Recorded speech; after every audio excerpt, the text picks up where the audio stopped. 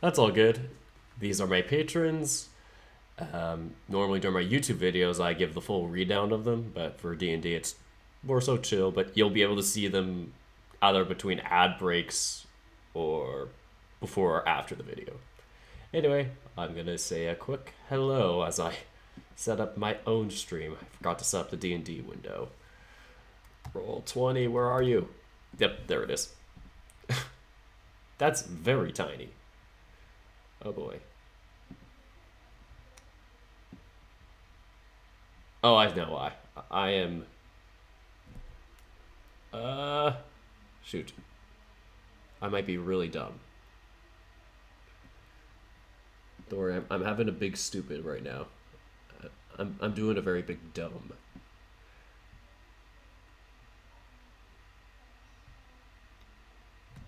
And I usually like to leave a little bar there. Sorry if you hear people outside. Families be, doing stuff with their kids and whatnot. It's a Sunday afternoon. Gotta spend the time with the fam.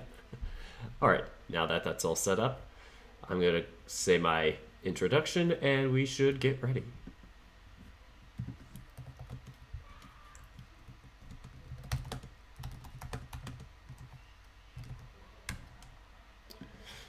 Just telling them I'm about to stream, so transition.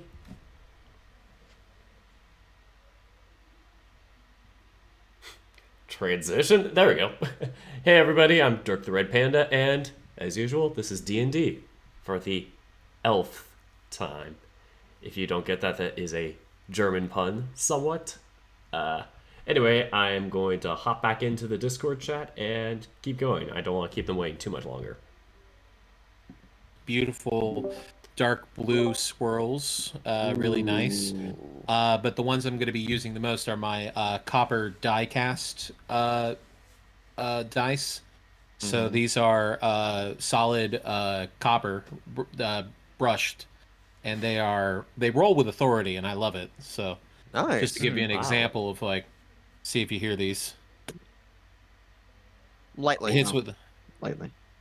We hear a thud, but it was like a light that's thud. yeah, compared to with a plastic one. Yeah, that I can hear. There's definite difference between the two. It rolls with Yeah. such authority, and I love it. Wait, so if they're made of copper, are they weighted? No, actually, they're very well balanced. Very I've good. been using these for about a year or two, and honestly, I've gotten so many bad rolls and good rolls with these that I wish they were more consistent. Were you trying to suggest Dana was using loaded dice? I don't know. Sometimes you buy stuff and you're like, why do I keep rolling that 20s? It must be a god or something. And then Why do I now want to see, like, you mentioned the one made of copper. Why do I now want to see a tungsten D20? Oh my god! Oh Yes. no. Right now, I want to watch Road to El Dorado. Now that I just made that reference. We need to. I need to get Oh my god, Dana, it exists. I want. It's $100 from Norse Foundry. Jeez. thank you, That's a Norse lot. Foundry, for enlightening us and for giving us the benefit of these spectacular dice. I will tempted? now I mean, my stimmy's coming in too. $100. My stimmy's coming in. I $100. need to buy some new dice. Oh shit, they have a D20 in Damascus steel too. Ooh, okay, That I'll one's take one. 85. I'm just looking at dice now. Be careful. Not a Be bad careful, pastime. Dove. All right, let us dispense with pretense and commence. Yes. Yes. Hey. Hell yeah! Oh no. Oh, it's And way of too course, music is sponsored by Adrian Von Ziegler. Yep, I'm gonna play mine in a bit. There we go. Also, man Hold with on a awesome second. talent. I gotta find. Dana, could you speak for a moment? Yes, please. I can do that. This is me talking right now. That's way too big. Sorry, I tried to set up the Discord thing, Oh, I and wouldn't then have Oh. well, the issue is Dana is like the entire fucking height of my stream window, and it's also not showing the it's also not showing the like not active image, so I'm gonna have to fix that later. I'm just gonna hide Oh. it for now. Uh-oh. It's like Sorry, just Dana. everybody minding their own business, and all of a sudden I pop in. Are you not entertained? Having- Exactly. What are you doing? Thwarting my plans? Oh god. What are you doing? What? What are my plans? Raloon, No, hello. I'll kill. Okay. Is All that? right. Yes. We may begin. So, when last we left our heroes, Arthurax, the Spiderfolk rogue, Jessica, the Wolffolk sorcerer, Eldrat, the Shifter warlock bard, Zir, the Tabaxi monk, and Olia, the Hyena folk paladin, the party had been on the trail known as the Tradeway, a main thoroughfare for merchants. Passing through the cities of Burdusk and Scornabel, our heroes made their way to El Turel, where they met Ontharr Froom, a leader of the Order of the Gauntlet, an old friend to Olia.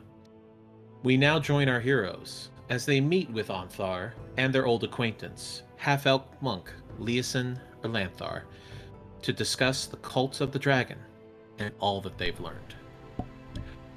So, setting the scene, you have been ushered into a private drinking room with Ontharr, who sitting behind a desk with several pitchers of red wine, several rolled out maps, several, loose papers, an inkwell with a quill.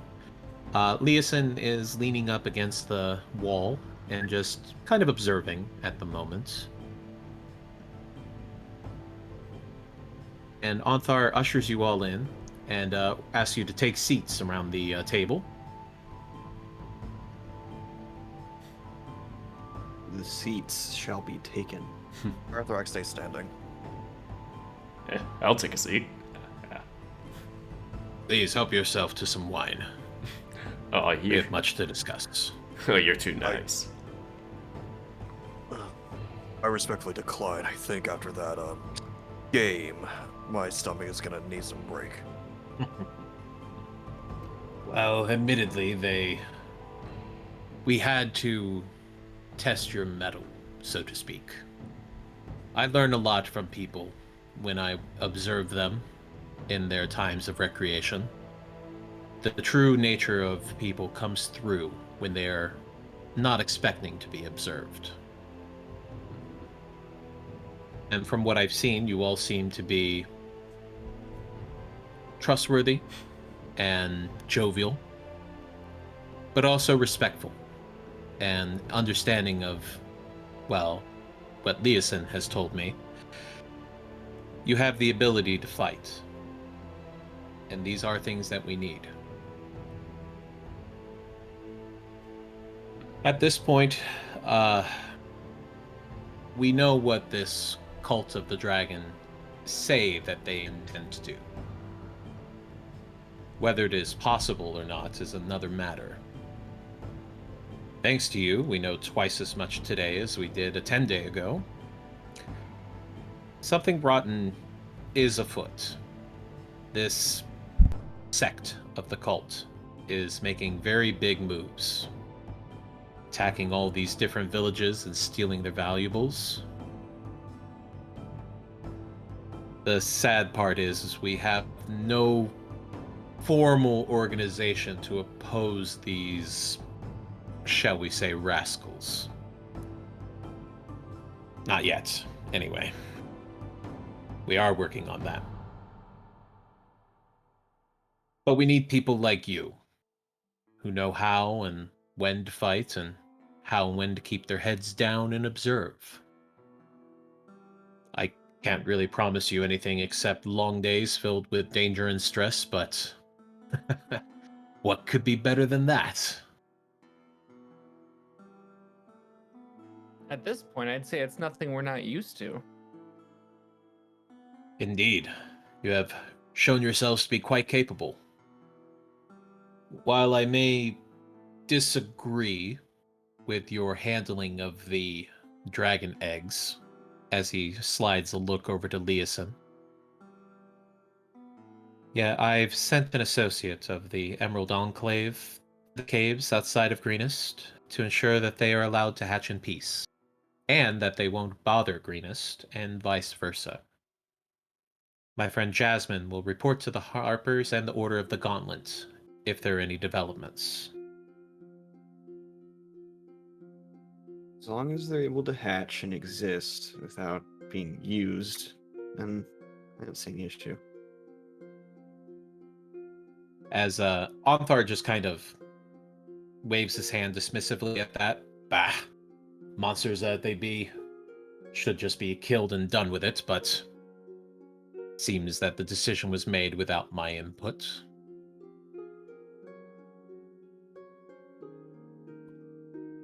All the same,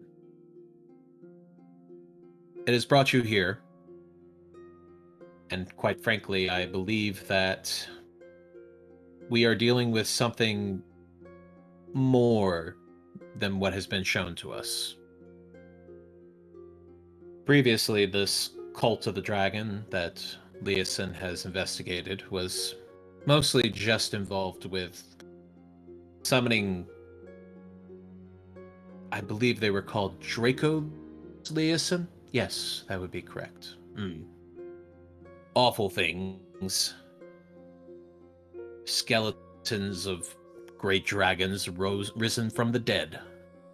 Quite horrifying, if you ask me, but not something we can't handle. But this is different. This emphasis on living dragons, and especially on Tiamat, is a cause for great concern.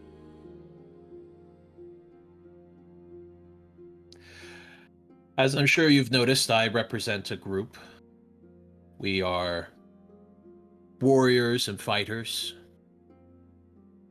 people of faith and people of means. We seek only to fight against the threats of evil, and we believe that our faith and our vigilance will allow us to triumph over any evil that would threaten the good people of this land. Leosin kind of waves his hand at that. Broods who wish to start fights and cause mischief, if you ask me. He looks at the thought of you. My colleagues are like-minded individuals who believe that sometimes justice and the fight for equality must be carried out in secret. We work to help the common man and to keep power out of the hands of those who would seek to abuse it.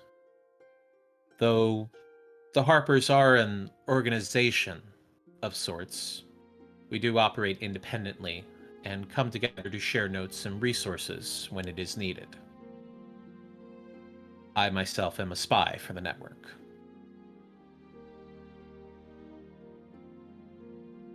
Not a very good one, it seems. Young man, you'll know that I have found many things that you didn't. Like me. Indeed, like you. Wait, so you're a spy the whole time? No. Spy is... I wasn't spying against you, understand. It's not my job to look after you. Oh, it's just news to me. Scratches his head. The thing is that the things that have been happening in the background have been troublesome. And as he slides a look over to Onthar, the Gauntlet has not been too keen on looking into these matters. Well, if you brought more than just suspicions to my desk, perhaps I might have considered it. Beside the point. What we know now is very disturbing. I don't know if they can summon Tiamat, but they seem to believe it. And if those who believe that they can do something will still work to do it, that will cause problems for all of us. Let's not forget they also have a hammer of Bahamut on it, too. Very curious development indeed. I've not heard of needing a some kind of iconography in order to break this seal. But certainly I don't know everything about the occult, and certainly I don't know anything about Tiamat that can be explained easily. She is a most curious goddess.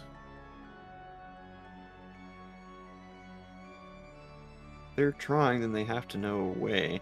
They wouldn't have formed if they didn't have an idea. With that, I agree. I do believe that more information is needed. We don't know much beyond the ones that we have encountered. You've handled Cyanrath quite well. The other that we hoped to have captured was Frula Mondoth, but seems that she escaped. We tried to track her down, but to no avail.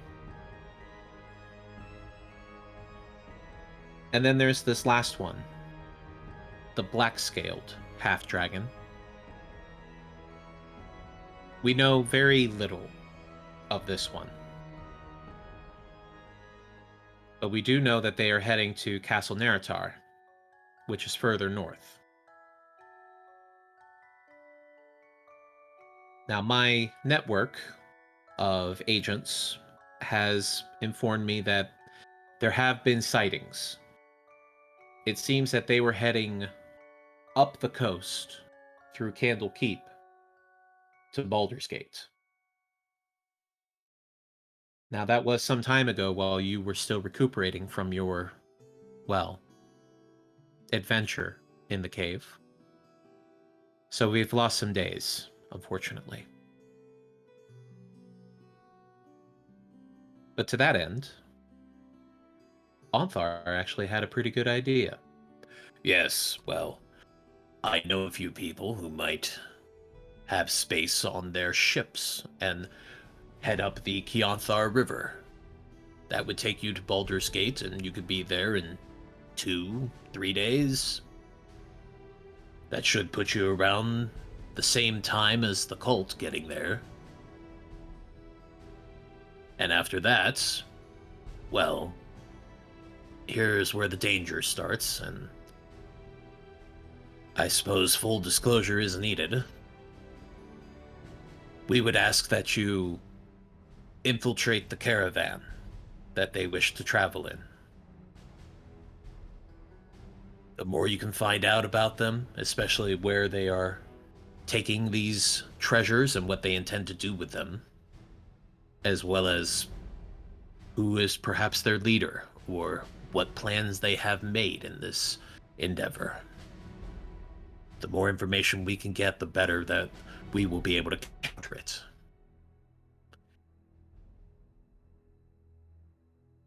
Sounds like my kind of work. I understand it's quite dangerous, but you seem the type to revel in danger.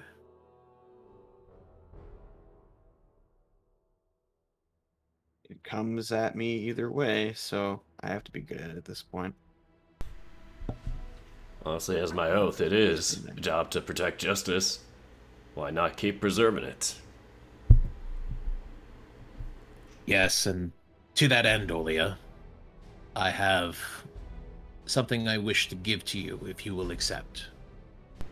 Oh, what is it? And he reaches back behind his table and pulls out a nicely wrapped cloth package and hands it to you. Oh, that's really nice of you. If you want me to wait to open it, I'll respect your honors. No, please, please. Sweet. Just proceeds to rip it open. Or, well, it's cloth. Can't rip it. Inside, well, as you unwrap it, inside is a cloak. And on the back of that cloak is an emblem for the Order of the Gauntlets. Aw. Olia, I've known you for some time now, and I know that you are a fearsome fighter, but also one of pure heart, who wishes only to help. It would be an honor if you will join the Order of the Gauntlet. Wow. I can't believe this is happening. But it is my duty to protect. And so I will. Thank you so much, Alto. It makes me so glad to hear you say that. I have been waiting for a chance to make this offer, and now seems as good a time as any. It doesn't come with much at the moment. I unfortunately cannot authorize pay, but wherever you may be, if the Order of the Gauntlet is there, you will have allies. Mm-hmm. You People need say I'm only a ask. Oh. People say I am a friendly guy. Might as well make more.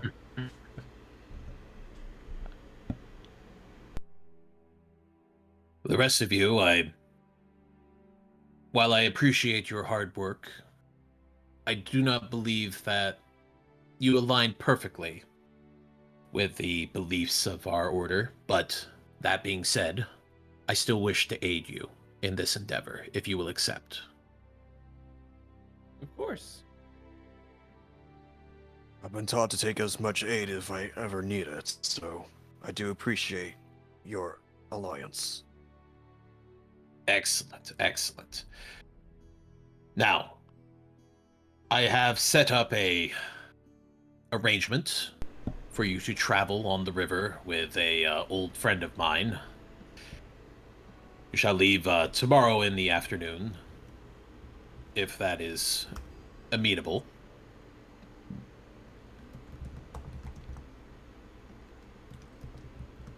I have no objections. There is one other thing that I wish to provide to you. As he stands up and walking over to one of the side walls, he grabs a panel and slides it to the side, revealing a sliding door that reveals an armory filled with weapons and armor. Oh. Oh boy. I would see to it that I would arm you for this venture. Anything you see and hear is yours to take. Okay. Might as well. What's in there? Pretty He was much just rubbing his hands together. any weapon, no. any type of simple or martial weapon that you can think of in there, as well as any type of light, medium, and some heavy armor. There's not very expensive heavy armor, but there is cheaper heavy armor in there. Okay. And there are some shields as well. So you would find for heavy armor wise with ring mail, chain mail, some splint mail, but no plate, unfortunately. Bummer. There is also plenty of armor, ammunition for both crossbows and slings and bows, whatever you would need. And Zero, you do know that there are plenty of darts as well for throwing. Excellent. All right. I'm definitely gonna need a bunch of crossbows, well, not a bunch of crossbows, but wait. I could just see Olia walking out, just like arms full of crossbows. Yes, I need crossbows, please. I need all the crossbows you have. You know you can just reload one, right? What kind What? of bows do But- we have? Like normal bows? I mean, they're so nice though. I need them for my... Short bows would be the standard bows. Long bows would require. There's a martial ranged weapon, so it would require proficiency. Mm-hmm. But however, Zir, Mhm. as the others are rushing in, looking at everything and trying everything out, Leeson grabs your arm and kind of tugs you back a little bit. A moment, if you would. Of course. And he pulls you to the side to speak with you quietly on this, in private. Mm-hmm. While... Oh, go ahead. Eldrith won't fully go into the room, but he will try to listen in. Leeson whispers into your ear. I would wish for you to keep that badge that I offered you. If you would accept, of course. Oh, he's referencing the harp brooch, I'm Yes. guessing. This is a symbol of the Harpers, and would signify that as you as a member. You have all of the qualities that we seek. You understand the subtlety that is needed, the gentle touch that is sometimes required, and that sometimes you can't really do justice if it's in broad daylight. Zir will whisper back, I guess I really am a spy. You don't have to be a spy. Just, you have to be willing to put yourself forward and do the actions that are necessary in order to secure this, this entire continent. That's what we're fighting for anymore. Everybody. It's strange how Sorry. I feel like I've just gotten here and now I'm already fighting for the sake of it.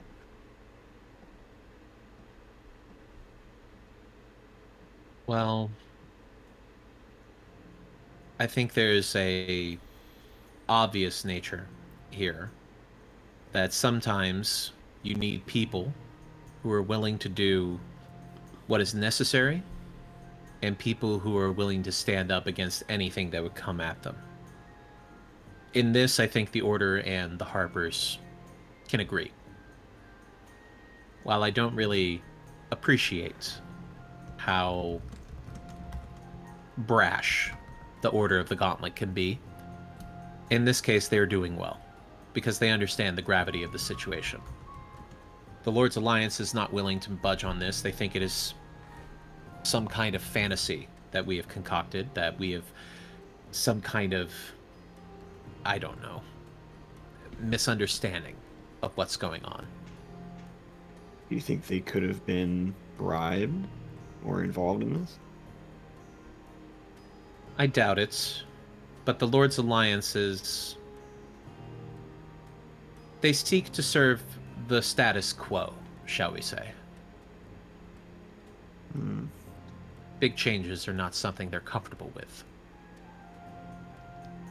So, going after these cultists is a grave change in their normal operating procedure.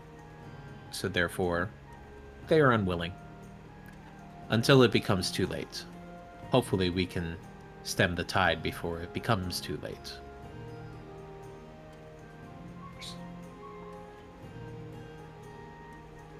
Is there any other things that we have on our side other than the gauntlet, us, and the hesitation of these lords? For now, this is what we have. Whether it's enough or not, time will tell.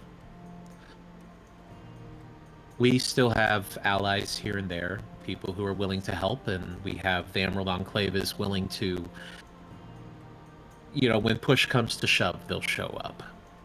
But they will not move until there is a grave threat to the natural order. And quite frankly, I don't think that they see the resurrection of Tiamat as a affront to the natural order for some reason. Oh, when you hear rumors of a cult trying to summon Tiamat, your first reaction is probably, that's funny. But still, the fact that this is continued and they're not picking up on it or doing anything about it worries me. I don't know if they really can, but like I said, they believe that they can, which makes them dangerous. All the same, I have Jasmine is helping mind the dragons that that are hatching, and we'll keep them out of the control of the cultists at the least, and we'll hopefully keep the people of Greenest from acting on their worst natures. Sure, Greenest won't have too much to worry. I don't think they really even know of the eggs' existence too much. Let us hope that it stays that way. It's the only option. Well, these... So they will be nearby. They're not going to be transferred to hatch elsewhere. Correct. Okay. Whether they'll be transferred after the fact, I don't know. As long as they're kept from contact, I think things will be fine. Hell, maybe the Traveler will find them. We'll see where that goes. But thank you. It means the world to me that you would join my organization. I'm very proud of you, Zir. Thank you. It is the least I can do after getting wrapped up into all of this. Word of advice, by the way. I wouldn't wear the brooch in public. Oh, I There would are assume. There are some who do not appreciate our more subtle touch. Zir will take a glance at Anthar and then look back. I understand. Thank you. Let's rejoin your friends. I'm sure you have need of some new items as well. I mean, I'm okay with what I have. I mean, my companions probably need it more than I, but I could see if I could find a cleaner staff or refill up on any sort of thing that I may need. Also, if there's ninja stars, that'd be fun. I'm sure we could find you something. Oh dear. Oh, Zir. All right. Oh god, he's making puns out of his name. Oh no. No. But yes, so Anthar is offering you any kind of armaments that you would desire to take. If you would like new armor as well, this is all non-magical armor and non-magical equipment. However, it is of highest quality. So if you wanted to get new armor or any new weapons, now would be the time. Only thing I can think of for me is new armor and arrows. Okay. God damn. I was thinking the same thing. Well, I do actually have sling and dart proficiency, so I might as well grab them. all right. I also Remember, have you can pull those off of the compendium side. Go ahead, Oya. Oh my god, that was loud. Am I too loud? I was... No, that was my ad timer going off. Oh, shit. Wow. I I'm was not like, expecting it to be that loud. I'm gonna turn down my system slider there. oh. So what do Good I need to idea. type in from the compendium? For the items that you want to take, and then you can drag and drop them into your sheet. So just Oh, light that's armor then? convenient. Well, where you're going is to be it? looking for specific light armor is what you're going to need. So light armor would be things along the lines of like padded armor, hide armor, leather, or excuse me, not hide, leather and studded leather would be light armor. Studded leather is the best light armor you can get. But, like I was What's the total number saying, of sling... Armor here we well, go. see here. I just wanted to say that since I have martial weapons proficiency, I would definitely like to add on a long crossbow. Of course, a bunch more arrows, please. A heavy crossbow, you mean? I already have a heavy crossbow. Oh, is there? Oh, okay. Is the only other option short? No, the for crossbows is specifically a light crossbow, hand crossbow, or a heavy crossbow, and for bows is a short bow or long bow. Okay, so So those are the actual bows and arrows, the kind that you pull back manually, versus the heavy crossbow, which has the table that you set and pull back. yeah, I probably want a light crossbow on hand, just in case I want to lighten things up. All right, you can grab that if you like. Yep. Cool. Armor wise as well. If there is if you're looking for heavy armor, the heaviest they have is splint armor, Okay. which would set your AC to 17. Okay. Now that Yeah. does give you disadvantage on stealth checks, of course, but Alright, the studded leather armor, does that do anything against me? studded leather is 12 plus your dex modifier for your AC. 12 plus dex, No so disadvantage. 15. Okay. No disadvantage to your stealth checks or anything. Alright. Do you have to have armor proficiency for that? If you do not have proficiency in armor, you take disadvantage on any ability check, saving throw, or attack roll that involves strength or dexterity, and you cannot cast spells. Oh well, okay. I'm good. I'm good with my flowy little dress. No. Are you not And proficient with any cloak armor? of billowing. No, I'm not. That's why you have mage armor. Yeah. Yeah. Yep, so with just the armor and the arrows, I'm good. Alright. What is the maximum number of like sling bullets and darts one could carry? It's really just amount to your the amount of your max carry weight, essentially. Okay. As far as like a good number to carry is for like arrows is usually like at least 20. Right. We've got 20 crossbow bolts. Yeah. So like sling bullets, maybe a pouch full of like 20 of them is fine. 50 if you really wanted to. Also, you do have the ability to just kind of reach down and grab rocks and use those. Right. That sounds nice. It's what I would have to do sometimes, if I feel like it. Yep. Shoot. How many arrows I'm can not I reading get? for As many as you like. Sweet. Just starts shoveling them in to his backpack. Are there any ninja stars or kunai? There are some darts available. They do fall under that classification. Okay, I believe I have pen right now, so I'll probably just take like another 30 or so. Okay. He hasn't really used them anyway. Oh, no, that's not it. I feel dumb. I feel like I've looked for this before and I either found it or forgot. Where do you find your like maximum carry weight? It's not listed. It's a formula.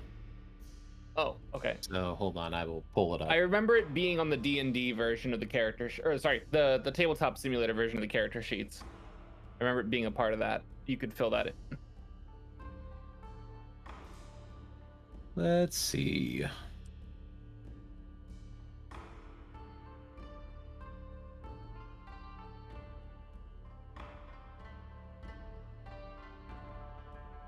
Suppose I could probably look it up in the compendium.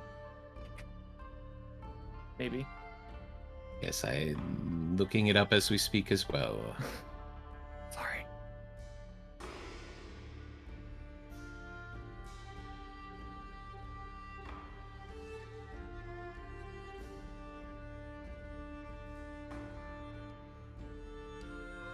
Oh, goodness.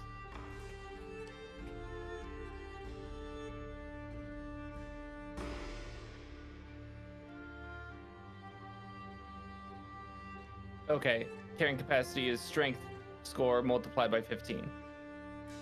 There you go. So it's okay. So it's like 150. Okay. Yeah, score, not modifier. Wait, The score itself, not the modifier. I get those two mixed up so bad. Okay. The score is the bigger number. Right. All right. Anybody have any questions about any other equipment? I'm pretty good. No, sir. Eldrath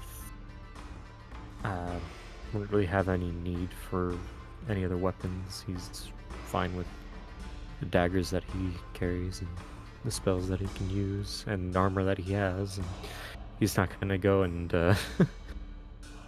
just throw that to the side after he had it. It's part of him, you know. It's gone Okay. through a lot. He would ask, if you have any history or lore in a written form. I'd like that. I suppose you'd have to be more specific. What kind of lore or history of what would you be looking for?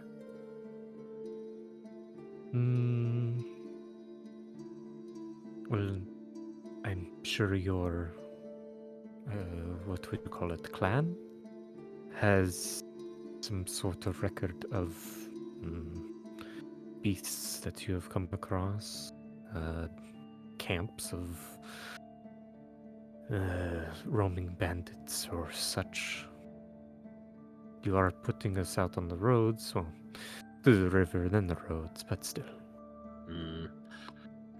I mean, as far as what you'd run into would be your normal bandits and what have you. You seem capable against those. Beast-wise, I suppose we could provide a guide of sorts, but I can't say exactly what is historically there and what to expect. Unfortunately, these things change over time.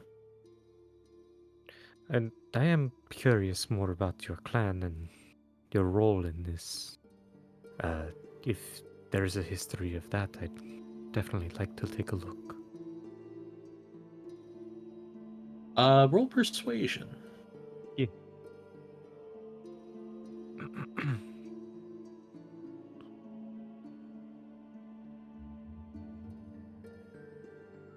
Nice. Not Okay. bad. Onthar kind of hems and haws, moves his head back and forth before. Well, I suppose it wouldn't hurt for you to know who you're working with. Yes, I can provide a short history of the Order of the Gauntlet.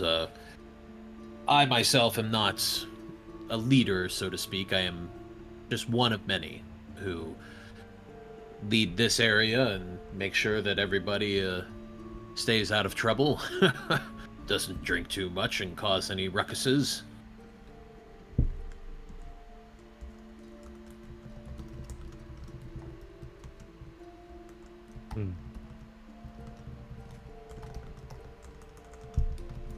You do not have any scholars with you?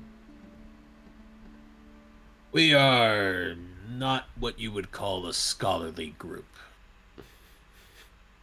But we do have our share of bards who have written down the history of the Order.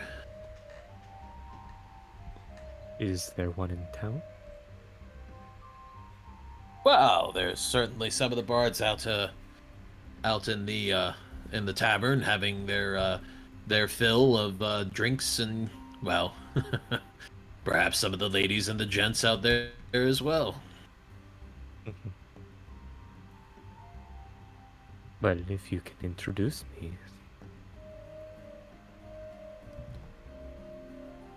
Why speak to them when I can just get you one of their books? We have one who has written down many of the tales. He likes to consolidate them.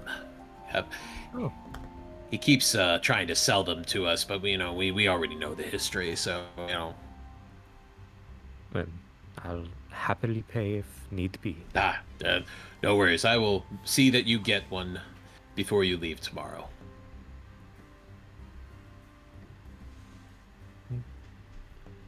Well, if that is all. Eldrath kind of turns and starts walking out the room. After finishing his little shopping, Arthrax goes over to Lisa and whispers to him, May I have a word with you? If you wish. leads As him over he to, walks with you. leads him over to where the others can't really hear them. You mentioned you were a spy. Should I have any questions on who you work for? I work for the Harpers.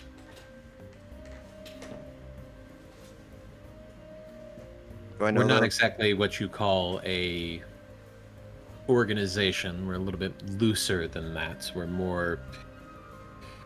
We have a certain independence to us.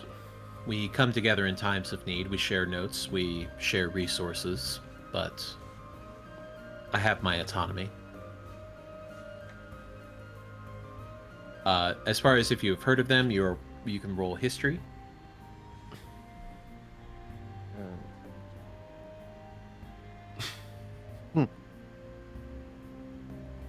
Why don't you guess? There has been whispers of a clandestine group that works in the shadows. You have heard of several types of secret societies and organizations and such, but the Harpers have not been one that came across your desk. He thinks for a moment, just goes, Alright. Doesn't sound like, then I guess you're not one of the few that I've heard rumors about. Well, if you had, then we haven't been doing a great job, have we? That'd be true, but at the same time, those who walk in the shadows tend to either work well together or not.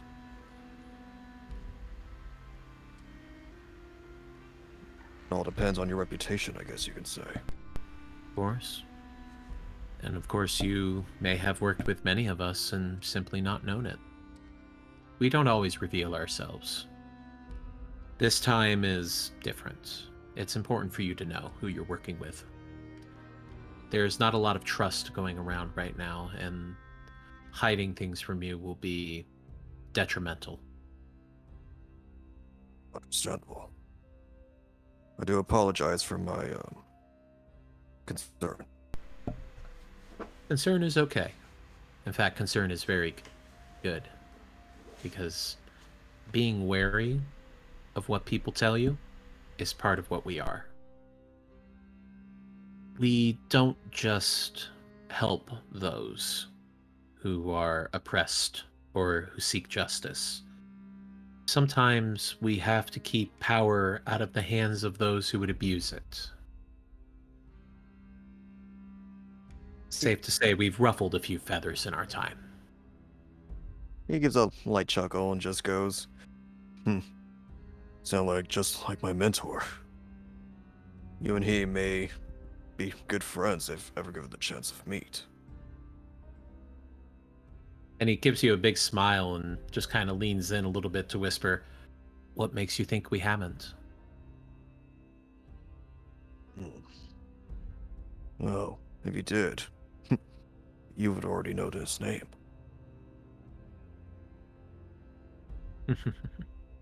I know a lot of things, Arthurax Raylo. and his smile drops a little bit.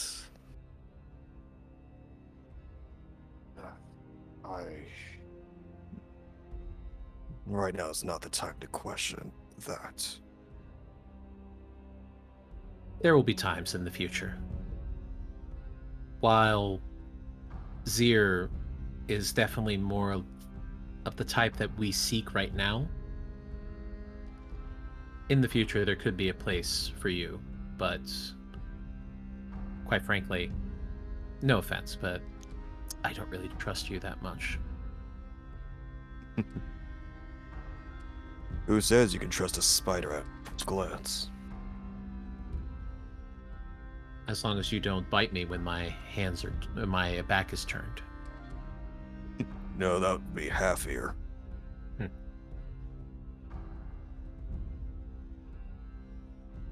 I have more That's a- standards than that rat. I'm sure you will find that there is plenty that you can do without my help. But understand that you do have some of my help.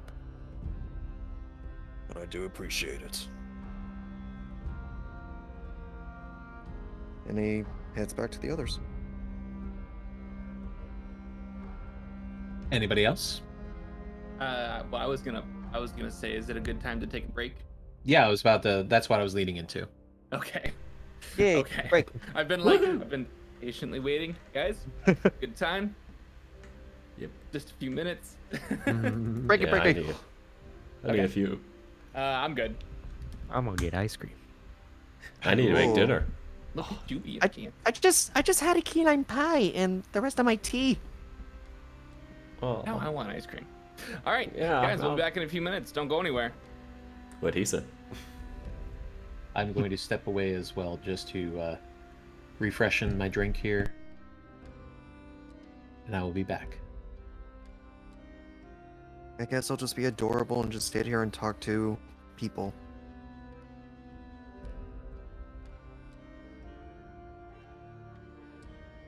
I hope all the viewers and everybody else's chat is doing very well.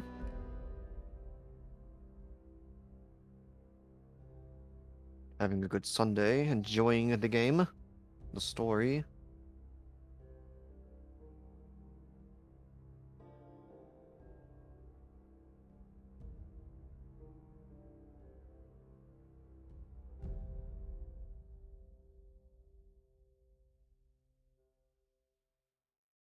And for all those viewers out there, if you haven't already, go ahead and put in the chats a bunch of hearts for all our players here. Because spreading the love, especially during these times, is definitely important.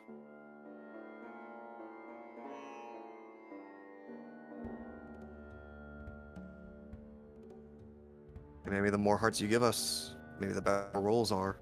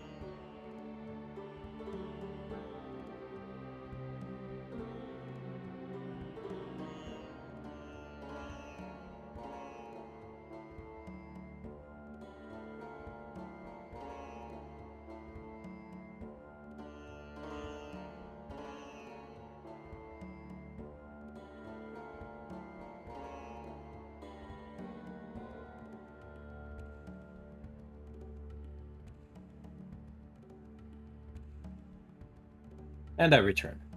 Welcome back, Dana. Thank you. Missed out me shouting out to all of our viewers and multiple streams to send hearts, show love, and spread the love, especially these times. It's definitely difficult. Things are a bit rough out there. Oh yeah, they are. But they're slowly getting better. We'll get there in the long run. Most definitely. Just But- take some time. Yeah, plus hopefully the more hearts that are being thrown out, the better our rolls are going to Ah. That's funny. be. It'd be funny. Next thing you know, we're getting better rolls again. It comes and goes. Sometimes you get a good streak, and sometimes you get a bad streak. Yeah, true. I still feel like I should have won that arm wrestling. You were close.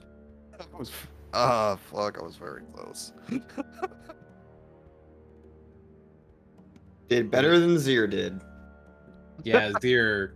I mean, that was just the dice deciding for you. I'm sorry. I mean, I didn't expect him to win anyway. When she pulled up, I was like, yeah, she is winning. Like, he. Oh yeah, but at the same time, Zir, you managed to get lucky by actually getting someone around your arm. She I mean, she depending. was about the same like strength as you, also. So Yeah. Yeah, Arthrax, he was fighting for that bear's attention.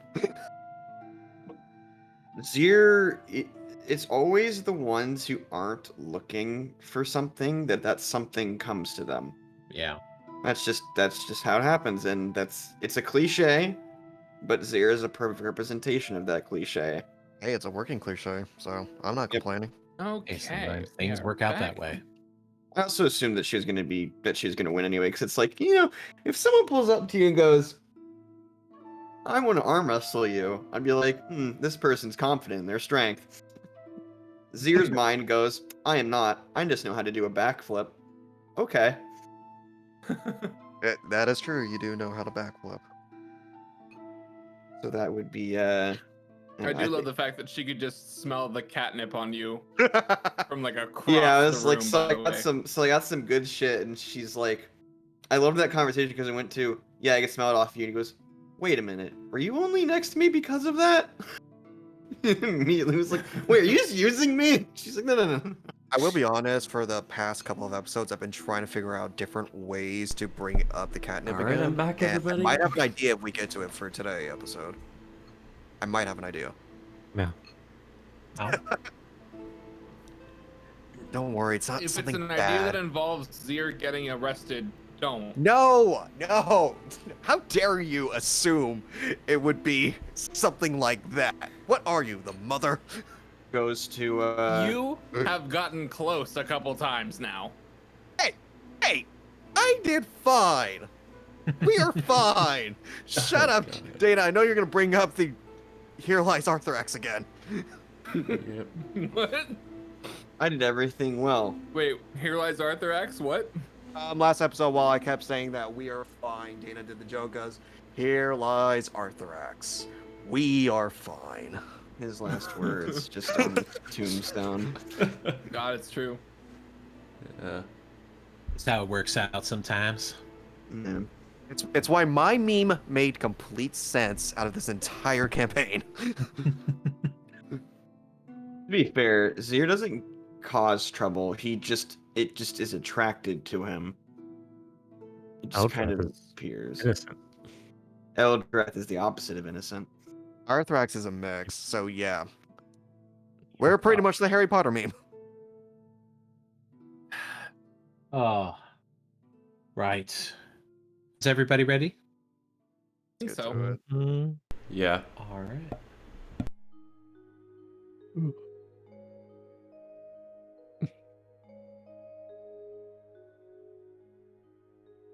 All right. So as you gather up the equipment that you have decided to appropriate and suit up in the armor, and Anthar looks you all over, nodding approvingly. Says, I would suggest when you arrive in Baldur's Gate, I understand that you had some interaction with the cult. Perhaps changing your appearance might be a wise thing to do, lest they recognize you immediately. I have a friend in the area by the name of Akin. He is a shopkeep. He deals a lot in equipage things, stuff for horses and bridles and harnesses for the wagons and such for various caravans.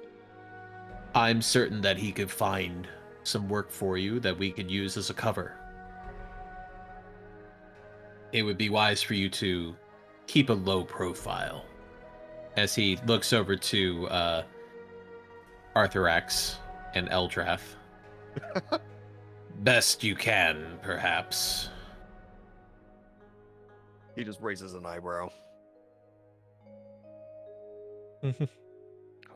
Eldreth just waves his hand and it's a different person altogether.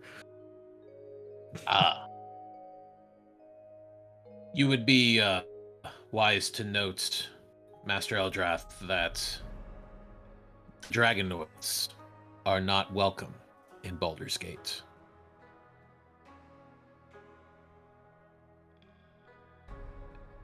Hiding your true face, as uncomfortable as it may be, may in fact be the wisest choice of action.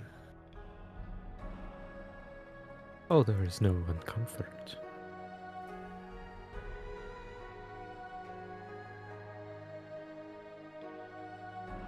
Well, I thank you for taking on this venture. I would like to offer you just a small gift of sorts, as he hands each of you a little pouch that has 50 gold. Ooh. Hey, money, money, Alright, money, alright, money, money, alright. money. Oh, yay. This should be enough to cover expenses that may occur on the trip. But I'm certain that you can find ways to make more.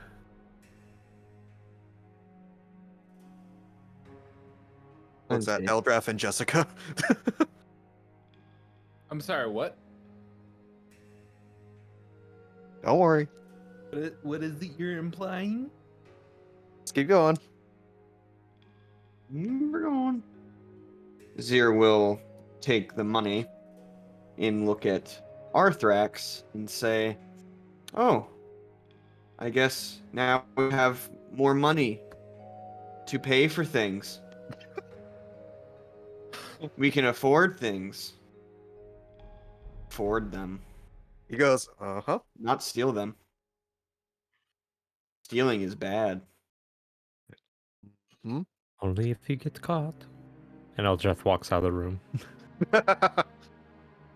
Here goes Jessica to look puts at her him hand to her annoyingly. forehead and just rubs between her eyes. Seer goes to look at him, but or Eldreth left. She's kind of like, okay. Well, I should be getting The back world to wasn't my. at stake. If the world wasn't at stake, I would just go home. Go back home to work at a company? Or Arthrax it is just my gonna home? leave the room and go back to talking to Bark. Hmm. That actually begs the question, Jessica. Why were you out here all the way in Greenest? Reasons? Mm. Seer's just gonna awkwardly stare blankly. And then he's gonna remember the brooch in his pocket that is literally a secret spy network and just go, fair. Well, I have a drunken cat waiting for me, so I'm gonna go and make sure she's not beating someone up. Or looking for the next cat with a certain smell about him. That is very fucked up. Wow. I What? didn't want to say anything, but I don't think anyone else could smell it, so, you know. You smell it? Sweetie, wolf nose. Oh, that's right. I mean, does it smell okay? It's fine. It It- fits you. Did you just? She laughs. She laughs, kind of ruffles his head and walks out. Aw. Anthar just kind of looks over to Leosin, giving him a look of like, this is the best you could find. Wow. Leosin just gives a shrug.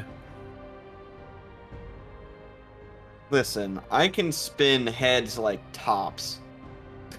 Anyways, I have to go check in on what was her name again?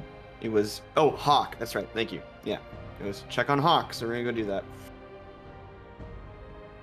that. Eldreth will be at the bar. Be back at the bar. Mug meal. Mug of mead. So, as you all filter out into the main room again, the festivities have died down after your conversation, and several people have already filtered out of the tavern. Resting with her head on her arms is Hawk, sleeping off a couple of the drinks that she had.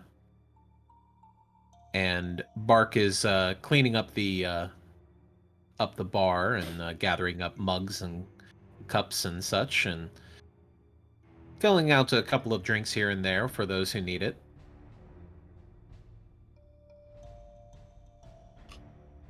Zir will go over to Hawk, leaned over asleep, and just kind of like tap her on the back and just be kind of quietly like in her ear, just like, "Hey, back."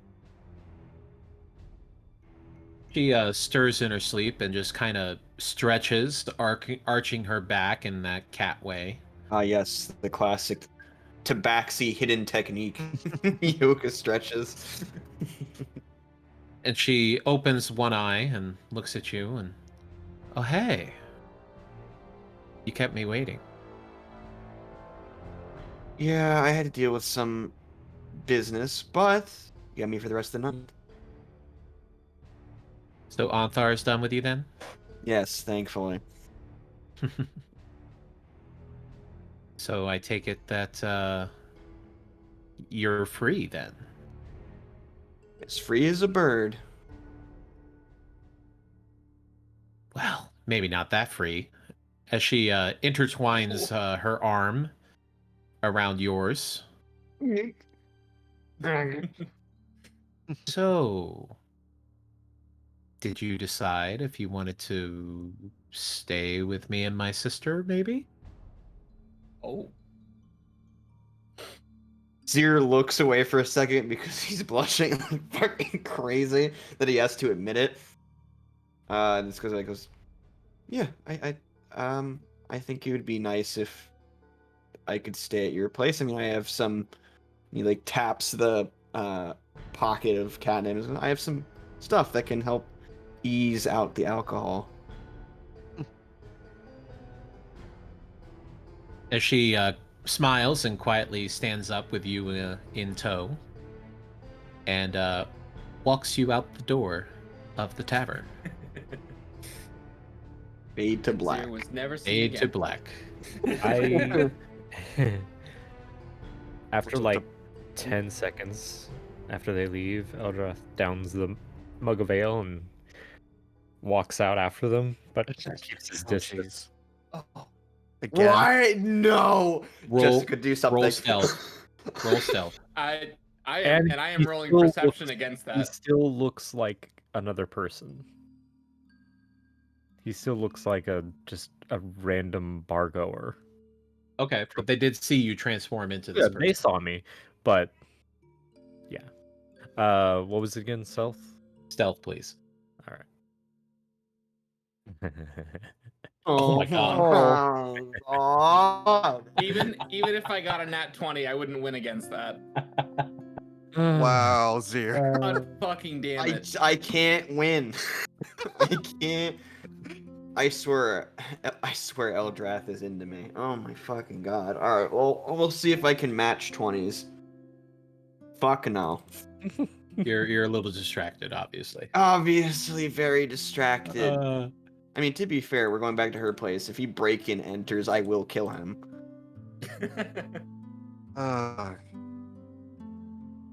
So Eldrath, you follow along a few steps behind, observing as Zir, arm in arm with this other beautiful Tabaxi woman, as she starts leading him down the path to a series of row houses, before stopping and pointing at a door and letting him in, with following up with her.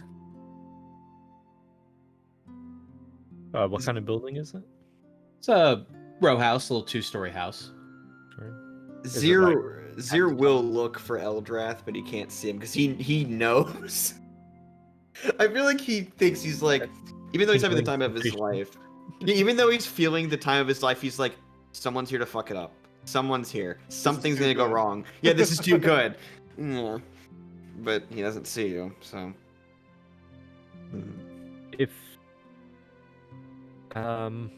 If there's just a quiet corner or a, I don't know, something kind of just off the path, but still near the house. Sure. Eldrath will use the Mask of Many Faces again to look kind of like a down on his luck beggar. Oh, Slumps down in the alleyway or something and just sits there. All right. Arthrax just finishes his meat and looks at that bark. Need any help to get everything done faster and maybe we can talk some more? Roll persuasion. With advantage. Sorry, I get advantage. Woo! He kind of looks over and smiles and nods his head out to the tavern floor. Well, I gotta collect all of these mugs and cups, so you want to help with that? He smiles and gets up on his feet to start collecting mugs.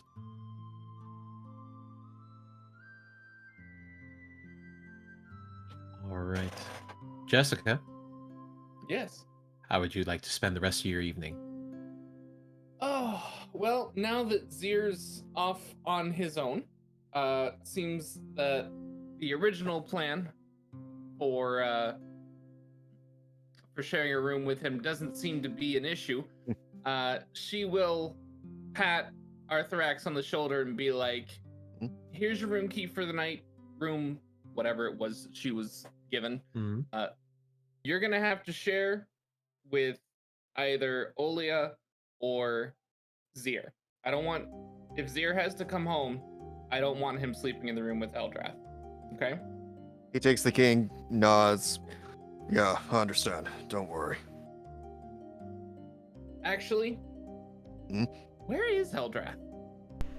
He looks around and just has the face of, oh, crap. All right. Well, tell you what, actually, I'm going to give you one key. I'm going to give Olia the other. Awesome. Zir knows which rooms we have because he was with me when I rented them. So. I was not, actually. Eldrath Were you was. not? No, it was Eldrath. Hello. Oh, I'm sorry. Okay. I have the knowledge. I know what you meant, though. I have Yeah. the knowledge now. Shit. Well, Zir has a room. Eldrath, I don't know where he went. I worry, but at this point, I am too tired to care anymore.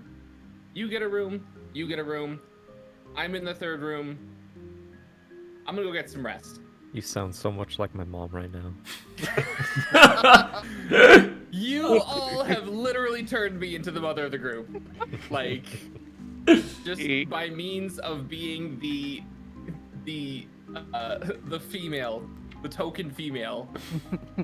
Like, Thanks, things I Mom. get for all of the hard work that I do. And Listen, I have had a day. Just don't burn down the house. I'm Working going my- to my room. working Pretty my much. fingers to the bone. After pocketing the key and listening to the instructions, he uses one of his free hands to pat her on the back and go, just go and get some good rest. You deserve it after all the bullcrap we put you through. Thank you. I appreciate that. And she will head back to her inn room. And he continues working with Bark on the bar. And as you help him clean up, he's able to close up early after pushing all of the other drunks out and forcing them out with the help of the bouncers. Mm-hmm. Does that include And Olia? This one. He kind of pushes on you a little bit, says, "You don't have to go home, but you can't stay here." That was so good, though.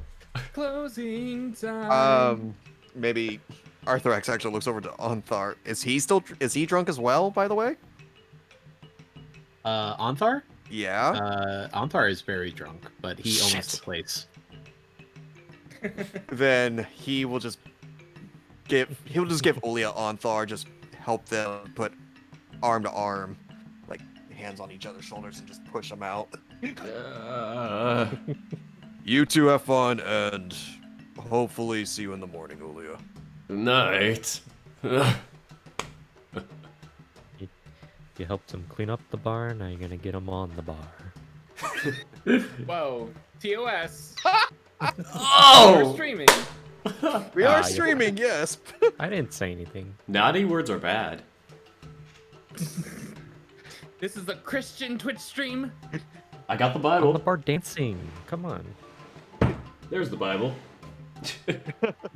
So We should have a Bible. Don't make me get the Bible out of my in room. Yeah. oh god. Oh my god. Hello. Oh, Bahamut. Anyway. He looks over to Bark and just smiles. I think that's the last of them. Is there anything else you need help with? You know, you a handy type of person? You know, you good with tools and stuff? Handy. Tools. Oh, I was thinking hands because spider. He holds up all 8 hands and is like, yeah, you can say so. Or not Well- 8, sorry, 6. My math. Jesus. I have this, the door to my bedroom is sticking for some reason. You think maybe you could take a look at it? I am sorry, I need to laugh right now. he blushes a little bit for a different thought reason. I'm keeping with the TOS. Yeah. I can take a look at it and help. Appreciate it. It's just upstairs. As he he closes up everything and gathers up his rags and such, throwing them into a large basket to be cleaned, and walks up the stairs off to the side He will follow. and fade to black.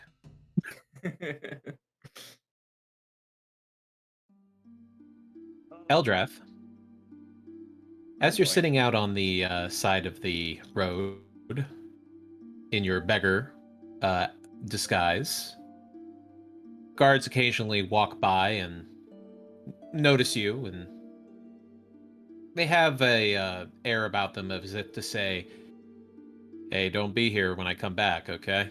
Before they just pass along, leaving you alone. It's a quiet night. It's still very bright outside because of the magical light that's out there. Several people have blackout windows that allow them to sleep at night. And as you are sitting there, you suddenly hear the sound of fluttering wings.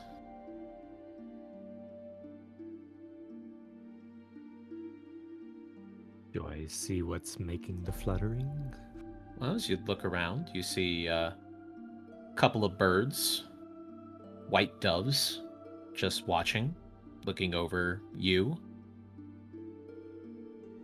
They're looking at you very intently.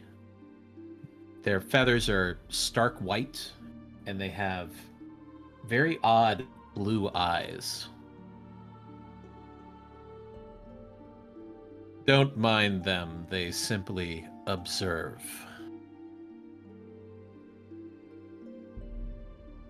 As you turn to find the voice, and sitting next to you, in a dirty brown robe, is an old man. A hood covers most of his face, except for a long white beard that comes out and bright, glowing blue eyes that seem to shine underneath the hood. You can see me, hmm? I see many things. What I see now before me is a young child who knows not what he messes with.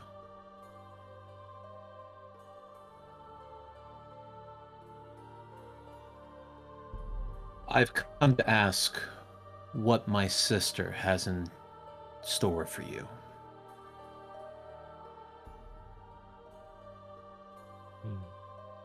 How should I know? Certainly she has told you things. Glimpses. But nothing that's concrete. Are you... she really your sister? Why have I not heard of you? You haven't heard of me. No. Interesting. Once, long, long time ago, we were one being. I don't fully remember what caused it. It's been thousands of years, but I believe we were fighting against something. Some god or old deity.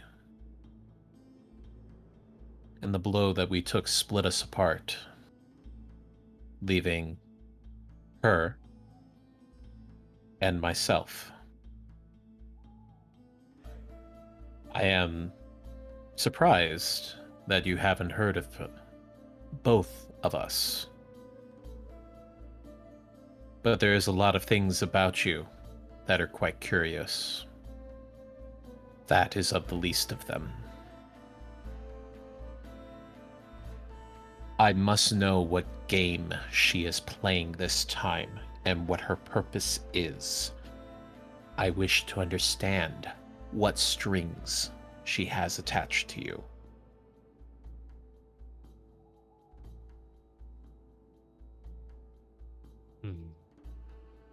And what would you do with that knowledge? You think that I wish to kill you? I'm sure there are many out there who do.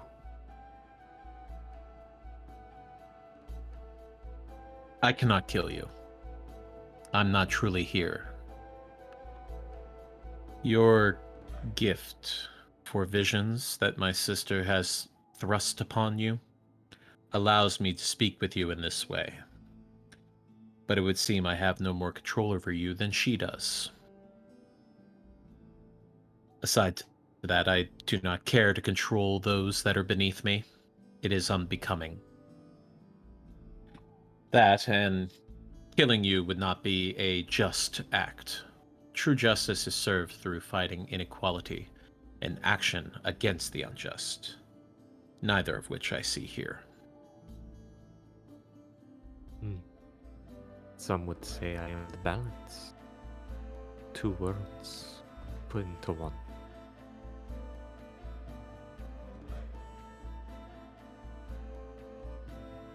I will learn what she is planning. You can mark my words that they will come forward, and I will learn of this. Well, if you do, let me know. I am just as curious as you are. Why would I be out here if I did not have that curiosity? You think I would stick with these others? That is yet to be seen. My sister doesn't know how not to be devious. It is her nature, just as it is the nature of her kin, to destroy. I would warn you, child. You mess with forces beyond your understanding or control. My sister is a most devious one, and she would happily sacrifice you if it meant she could breathe the fresh air and bask in the sunlight again. Whatever her plan may be, I will stop her.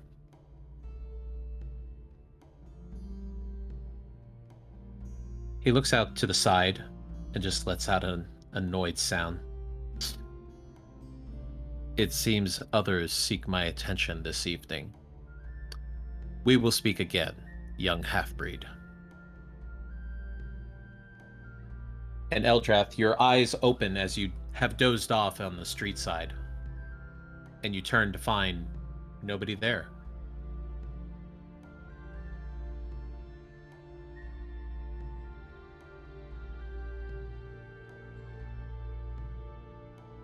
Okay. Eldrath will stand up, kind of stretch, and just kind of listen for a moment. Making sure.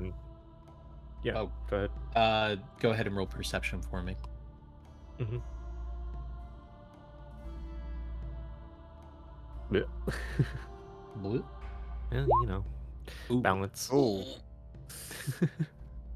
Speaking of balance, balancing out that nat 20 earlier. Yep. Perfectly balanced, as all things should be. As you strain to hear the sound of people or birds or anything, the only thing you can hear is the pounding of your own heart in your ears.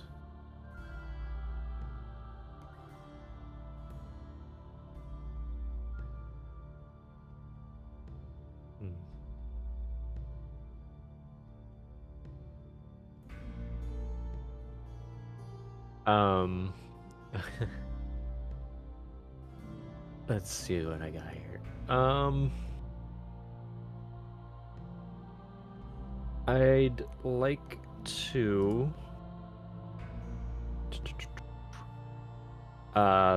with thaumaturgy just make a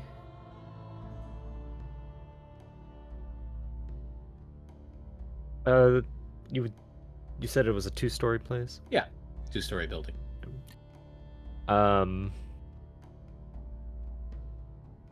Kind of make a shower of sparks appear at one of the windows, but then make sure I'm kind of hidden after that. All right, roll stealth. Oh, gee. And it's back. Really? Come on. Eldrath, if it's gonna be nothing but 20s and 1s the entire game, I'm gonna be mad. It's gonna be one roller coaster. I don't know. So another female tabaxi opens up the window on the second floor. A cloud of smoke coming out of the room. As she sticks her head out, she's just like, "The fuck was that? Did you see that?" And you hear from inside somebody yell, "Hey, just close that up before the smell gets out." "All right, yeah." As she closes the window and shuts the blinds. Mm. Okay. Eldrath will stick around for another hour before heading to the tavern or inn where we were staying. All right. As everybody gets a well-earned night's rest after a long travel. You get the benefits of a long rest. Hooray!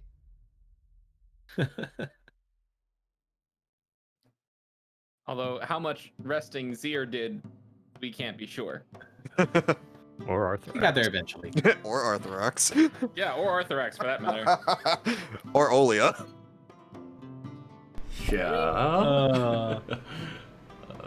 Olia slept great. Yeah. Oh, he- I He mean, slept like a drunken log. Well, that before was we know, actually me they last could have kept night. on drinking. I pulled an Olia last night. Yeah. But that's a story for another time. It just cuts over to you just. You know, life is kind of crazy, you know? That's a nice cloak I have. Wait, what's the symbol again? You ever Oh. wondered how weird it is that we're like related to Leonin, but like they have a mane and we don't? Oh my god. Weird. Weird. It's like strange, you know? You know, it's also really strange. Like you have there's cats, you know, like pet cats, and there's us. Like, how'd that happen, man?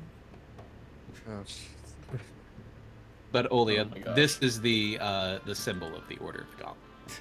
Oh no, I was just doing it as a joke, but I like it. that looks really cool. Nice. Awesome. Nice. Wow. But yes. I guess, yeah. All right. I don't think I added it to my list though. Of like things. Cloak. Yep, nothing special about it. Just has the emblem of the Order of the Gauntlet. Okay. Cool. But next morning, as you are gathering up all of your belongings and items, packing up for the travel,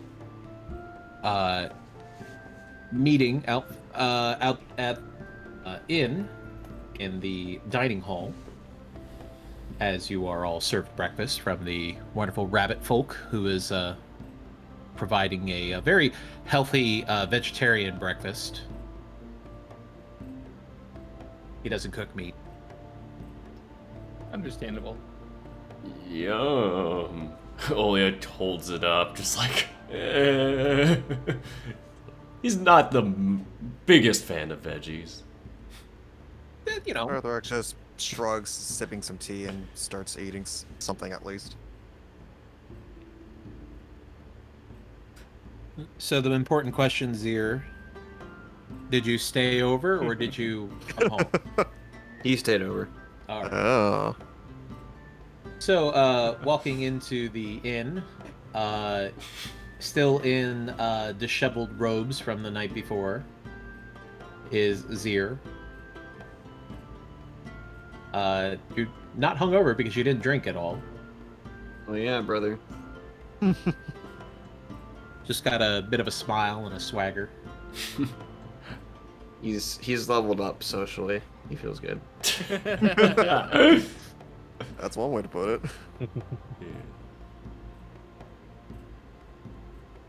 He'll kind of walk up with his tail wagging back and forth in a very rhythmic pattern. Good morning, everybody. How was everyone's sleep after last night's shenanigans? Look at you, Zir. This is the happiest I've seen you in the morning in a while. His confidence shatters.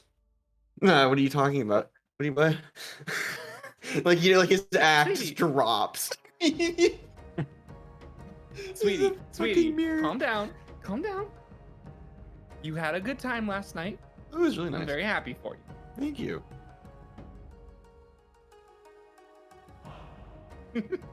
I just like it's the guy who's like he has confidence, but as soon as he's questioned, he's like, ah. Nah. He couldn't keep it up for very long. Lasted about 2 Oh. seconds. You didn't want that to happen.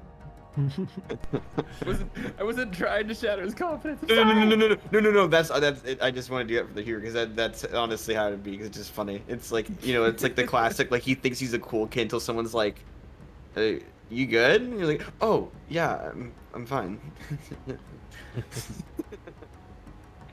Arthur just smiles over at Zir, just like, well, glad you had fun. You're not the other one. As he winks. Yeah, no, I mean it was a good time. I got to hang out with some fellow tabbies, tabaxi. I don't know the nickname for our species. Tabbies. I actually kind of like that. Tabax is actually a gender neutral term. But yes, it was a fun night. As you all are enjoying your breakfast and discussing with each other of the night before, in walks Ontharr Froom in his more formal robes again, not wearing his armor. Good morning, my friends. How are we? Doing just fine. Ah, boy, did I sleep well last night. Right out the... Me too. Ah. Though I don't really remember getting into the bed. I don't know how that happened. What are you talking about? I just woke up. What even happened guys- last night? You guys slept on beds? I slept on the carpet. It was really nice. Curled up. Oh, I slept You- on a bed. you met Hawk's Eyes over the mountain and her sister Wings over the ocean, didn't you? Yes, I did.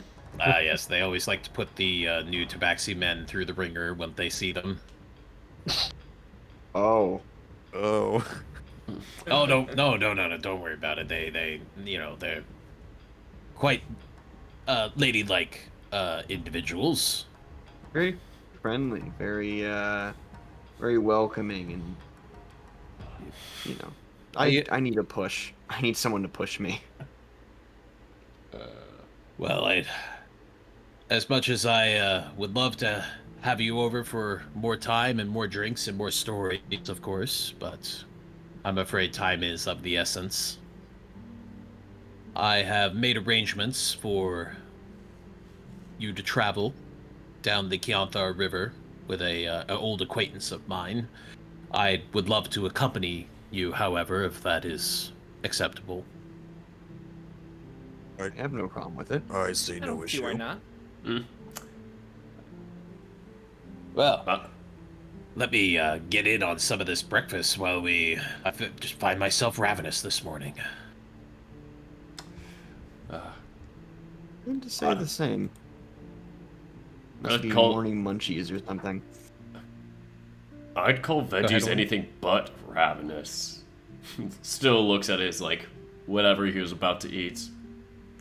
Eats it very disappointedly. Steamed carrots. Steamed carrots, yes. Steamed Quit ham. whining, Olia. It's pretty good for you. You're gonna Lot really of- need it. Oatmeal, Oh. pancakes, a lot of nothing too fancy, sadly. No eggs, no bacon.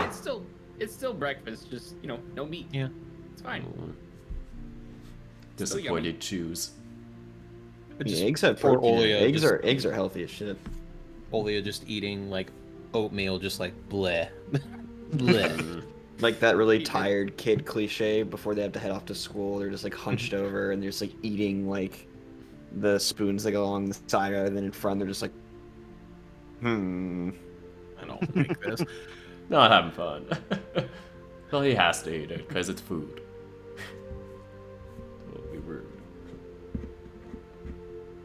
But after you all have chance to eat some breakfast, Ontharr accompanies you through the city to the docks.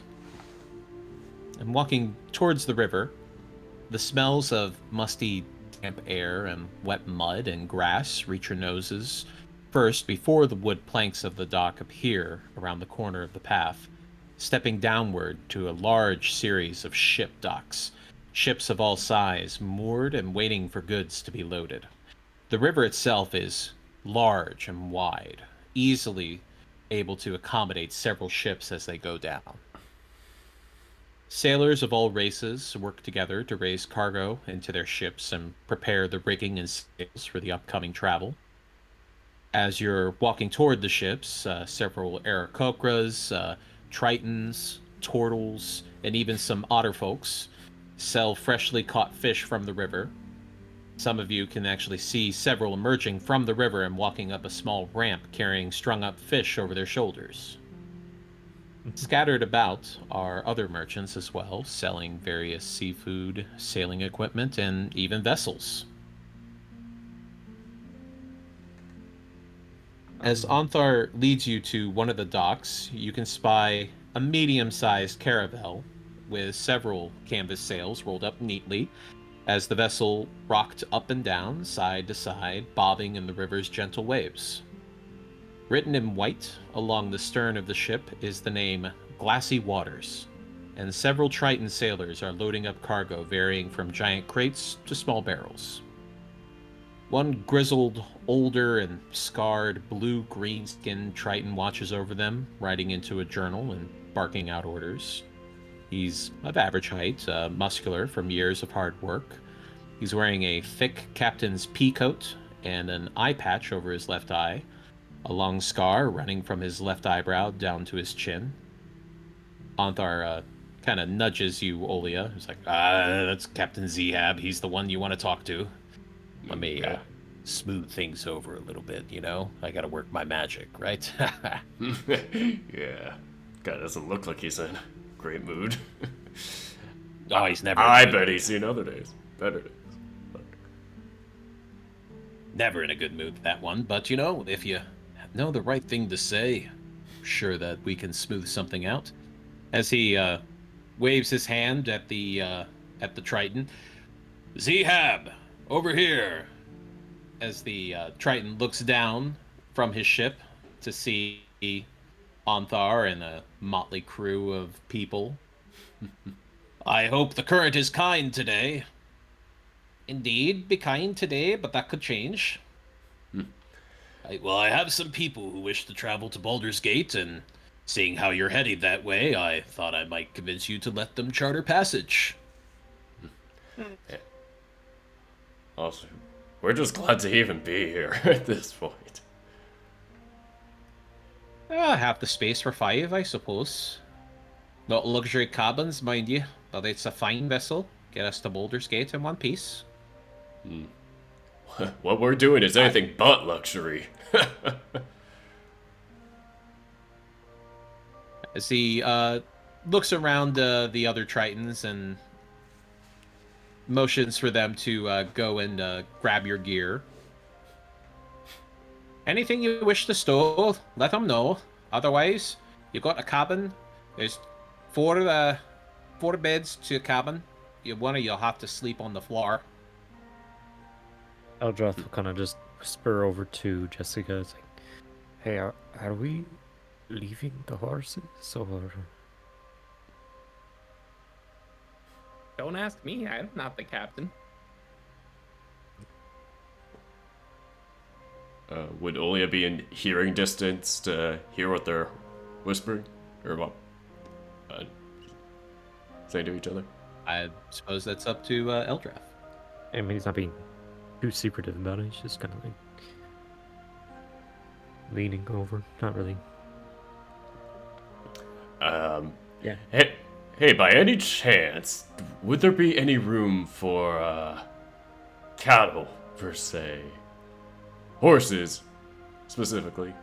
I want to take my girl Rosie with me. How many horses are we talking about? Olia starts counting. Like, how many of them are there? It's 5. It's 5, Olia. He needs to point it out. He had to count on his fingers real quick. Yes, exactly. He had to count on his beans real quick. That means there's 5 of us, so that means there's 1, 2, 3, 4. I'm sorry, 5. 5. Yeah, he points back to himself. But yeah, 5. I suppose that we could throw horses on there, but you're in charge of keeping after them. My men don't know much about horses. Yes, sir. Just points to himself. He turns around. He's like, yes, fist down. As Anthar and Zehab talk over pricing and such, as finally Anthar hands over a bag of gold to him. This should cover the costs of the travel. Aye, that will do enough, yeah. I think that as long as you be not causing any trouble, we'll be fine. Looks over at Eldrath. Got it. Eldrath is very focused on the crew and the ship itself. The crew you note is all Tritons. They are busy loading up cargo. Some of them are kind of looking over you guys as you in between their work, noting the very odd-looking individuals. But they don't seem to be bothered by you or concerned with your presence. If anything, it's more people to chat with and drink with. Not concerned yet.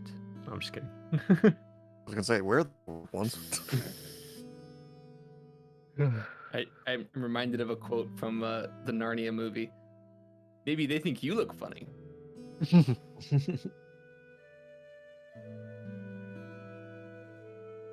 Onthar walks up to Olia and pats him on the shoulder, and I think you'll do fine out here on this mission. I know that you have the heart to pull this through. Well, having this team of people with me is just, that's all the better for me. Glad you can trust me. Well, Olia, I have faith in Torm that he will guide all who need to be where they need to be. There is justice to be done in this world, and Torm and Bahamut would see that it is done. Name of Torm. In the name He of will Torm. succeed. He shakes your hand. I must be off to the tavern. I must speak with the other members of the order to make for arrangements in other cities for our observations of this cult. Understandable. Want me to relay that to the other ones? Or do they know? Oh, they will know. I will be sending messengers as soon as I am able to. Great, great. When you get back Your there, only drink a concern few for now me. is... Of course.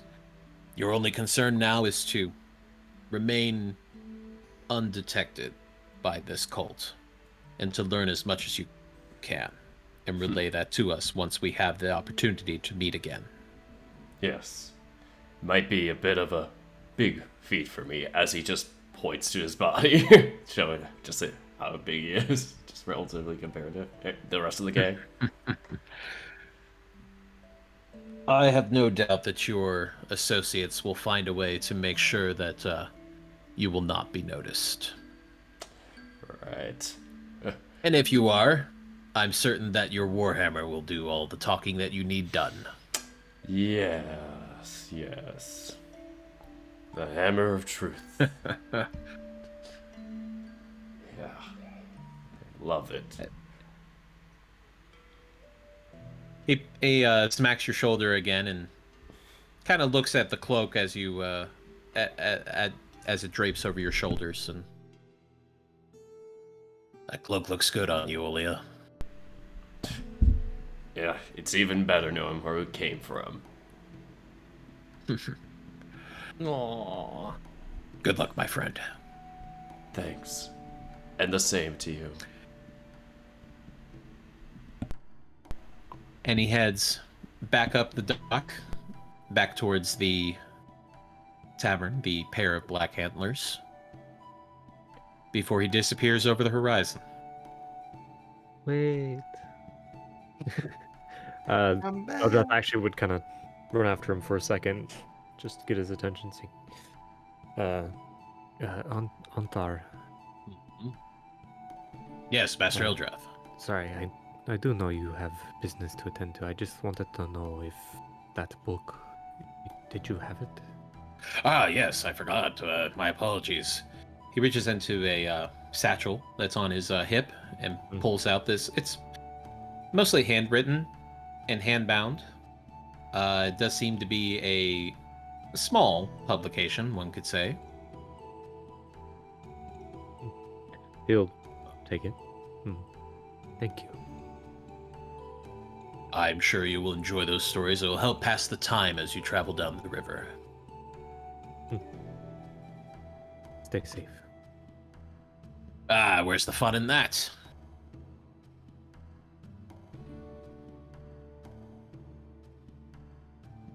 Eldreth would return then. Sure. So, as you gather up the rest of your items and your horses, stowing them on the boat, and mid afternoon, just after the sun has risen to its highest point, the glassy waters begins to set out and sets course to Baldur's Gate. We'll go ahead and take a quick break there. Alrighty. All right. Cool. Yeah. Sorry if it got a bit noisy on my end. There's like a family kind of across my apartment, just like doing a little thing outside their yard. Oh, I didn't even hear anything. You're No, good. we didn't hear Oh, anything. good. No, you I didn't kept trying to mute it a lot in between speaking. Yeah, It was it's okay. You did good. it was glassy shores. Glassy what? Glassy waters. Gotcha. Also, yes, Spacine. We do D&D every 2 weeks. Oh, it's Spacine. Yeah. Oh, another He Yeen. just got done doing his own D&D session tonight. He didn't mention if it was on stream or off stream, Oh. but he decided to check out the tag, and here I am. Well, Spacine, thank you for the follow. Much appreciated. Aw. So Love kind the of profile pic. I just took a look I tossed over. him I tossed you a shout out, Dana. Oh, thank Sent you. him your way. Of course. You're the best. But yeah, Dana is our DM, Tagarung85. Amazing guy, obviously. Very. This is our continual campaign. Like every 2 weeks we do another session. But every once in a while we throw in some one-offs and other stuff. I'm gonna have to get you the link, Spacey, for our one-off campaigns in a world that was completely built by hand by Dana himself. Like just 100%, everything in it was written and built by him. It's crazy. This dude's creativity just blows my mind that he came up with all of this. So, but yes, I love D&D. It's been probably the best outlet for my creativity that I've discovered. So I have trouble sometimes writing out whole stories, but I like being able to build stories with other people. I think it's the best way to do storytelling, honestly. Oh yeah, I am the same way. cooperative storytelling. I enjoy it. That's how I got into Thank you for being the in follows. Storytelling. Thank you, everybody, for the follows. Thank you for tagging along. Much appreciated. Yeah. Anyway, we do need to run an ad break real quick, so we'll be right back. Yep. Yeah. Woo!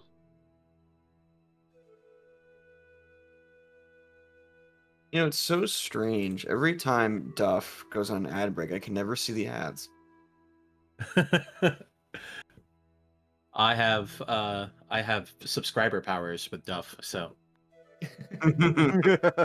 I always I try to support my friends best I can. So Aw, Yeah. I don't see any ads I on your end either. appreciate that, Dana. aw, thank you. I would like to support my friends more often, but I'm just not in a position to do that just yet financially. Yeah. Once Understandable. Yeah. once I get my second vaccine and I let it run its course, I'm probably gonna look into some kind of job again. Assuming I haven't burned a bridge with my mom after our last phone call. Ooh. I know that my parents were offering to hand over their oldest vehicle, just because they know I need one right now. So, assuming that offer is still on the table,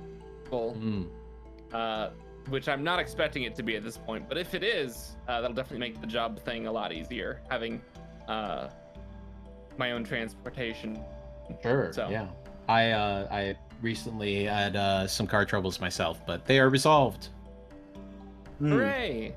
So That's right, your brakes broke, right? you got It was a bit more than that. So the brake caliper got stuck, and it got stuck at like the worst possible time because I just moved to a new area of Kentucky that's in the foothills.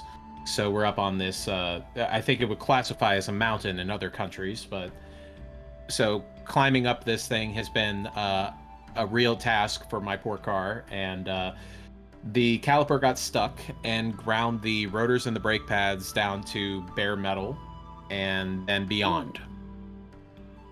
Ooh. Yeah. So not only did the brake pads and the caliper need to be replaced, but the rotors need to be replaced too. So that came out to a grand total of about $850. Ow. It was a bit of a punch in the gut, to say the least. Very rough week. We had a network-wide outage that occurred that left that had me working some very long hours. But also that happening in the middle of that all was really shitty. And No kidding. yeah, and I work very far from work, or I live very far from work, so it's not an easy thing to get to work without a vehicle. Now, when you say you had to work long hours, did you mean did you work extra, and did they pay you overtime? I did get overtime. I got approved for overtime, so that was that. Okay. That's good. The first day that it happened, we were not approved for overtime, but my responsibilities involve going over certain areas of the hospital. So one of the areas, well, two of the areas that I have are the cath lab that I was talking about earlier, and then also the emergency department. So there were several terminals that got locked up and needed to be unlocked in a very specific way. And the first instance of the lockouts happened at like 10 o'clock in the morning, and I didn't get the first fix until 4 p.m. in the afternoon. Ooh. So Damn. I spent... Is that just from troubleshooting, or is that just how long it takes to do that very specific reset? It took that long to figure out what exactly was causing the problem and to diagnose a solution.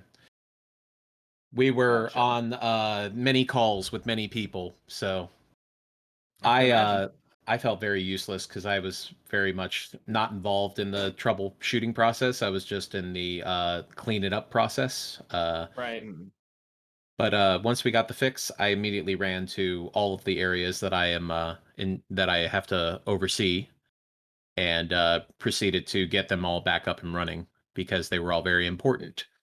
Because there was the emergency room and the labor department and maternity ward, cath lab, and the clinical decision unit, which is a very, very serious area where there's only like 10 beds. So it's very important that they get all of their machines up and running.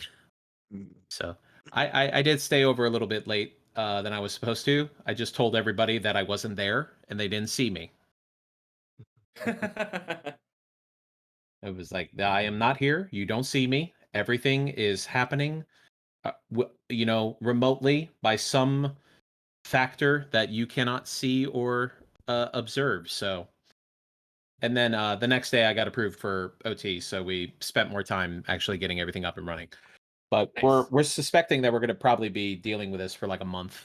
There's all machines that will be popping up here and there that are still locked out, that either somebody didn't notice, or they don't use the PC, or it's just sitting in a somebody's office somewhere that they haven't been to in like months because of the pandemic. So we'll find out. But yeah, that was my week. All I You could, got through all I it, though. could, yeah, exactly. All I could see in my head was just you doing the Fallout hacking terminal thing for like just 6 hours straight. It was a bit like that, yeah. It's like, okay, let's find the parentheses, find the word. Okay, this is 6 letters. Okay, a pair of square brackets, good. That resets my tries. Yeah. It was one of the moments where I was really grateful that we had a lot of like lower easier kind of tech, I guess you could say, like simpler PCs. Right.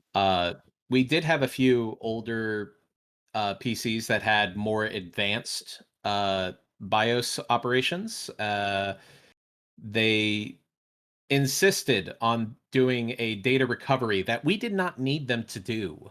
We knew exactly what we were doing and we were trying to bypass it, but we couldn't. And it added an extra like half an hour to an hour of recovery for single terminals that we really shouldn't have had to dealt with. So that was a pain in the ass. Jeez. I'm back. So it's just like, hey, looks like you're having trouble booting. Do you want us to run the recovery assist? No, I don't. I want you to just reboot so I know I can get it into safe mode. Okay, well, would you like us to run recovery assist? No, just go into safe mode. Okay, recovery assist it is. Oh, fuck. My God. Windows, do what we tell you to do, not what you think is the best. No. I understand why that exists. No, Like, I do get why too. that is there. But in this situation, it was just it made know, everything it was- worse. It's like that moment with like Ron Swanson when he's walking past the guy in the hardware store. I know more than you. Yeah, exactly. Like that was me talking to this computer. I know more than you. Please stop. or the classic classic moment from Hercules.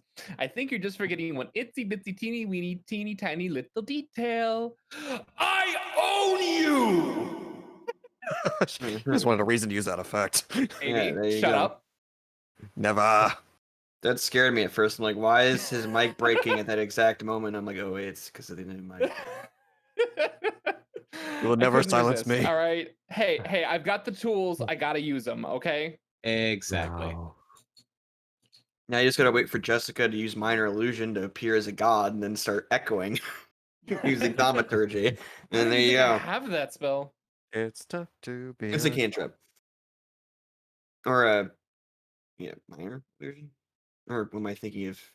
I forget what the I don't know what you're Thaumaturgy thinking of. would be able to boost the voice, but Yeah. not minor illusion.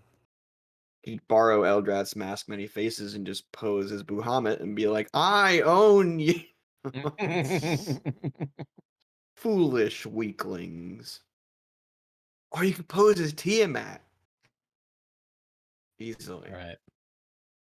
How dare you attempt to wake me early from my nap? Oh. Go home, all of you. I am being called away for just a moment. I Oh, will no be worries. right back. No. No problem. Take your time. Tiamat is secretly Beerus, the god of destruction from Dragon Ball Super. Maybe. I have been sleeping for over like 50 years to see this blonde kid beat up Frieza. What do you want? Beerus is great. Blonde. I thought of it like that. Certain kitty came in looking for attention, and now she's getting it. Oh, What's up, Ashley. Ashley?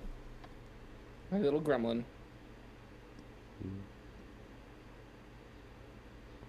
Just like, I don't know what to think. I'm up higher than usual. Why are you holding me? Baby. I honestly miss having cats. I visited my friend who's about 45 minutes from me, who has a pet cat named Ginger, and she is the exact same way like that, where she like seeks attention, but then she'll like walk When away she expecting you gets to it. follow it. Yeah. Yep. All that jazz. She's such a brat, but I love her. I'm like, I miss having cats. I miss having to play like the popularity game with my animals. Hmm. No, I'm just literal cat and mouse. yeah. Now I'm just stuck with my void of a dog. I mean, she's adorable. I love Biscuit, but like, she's a walking 30-pound French bulldog that stares into the void at all times. Doesn't do anything. I'll be like, "Hi, Biscuit. How are you?" Like, I don't think she remembers me. My parents like, "Oh, she remembers you," but like, I don't think she has memory. I don't think that's part of her arsenal. Oh no. And I'm back. Hi. Welcome back. Hey. All right. Everybody ready? Maybe. Very. All right. Well, Maybe. This. Well, we don't know what's gonna happen. kill the good vibes Oh. and put on the the fantasy vibes.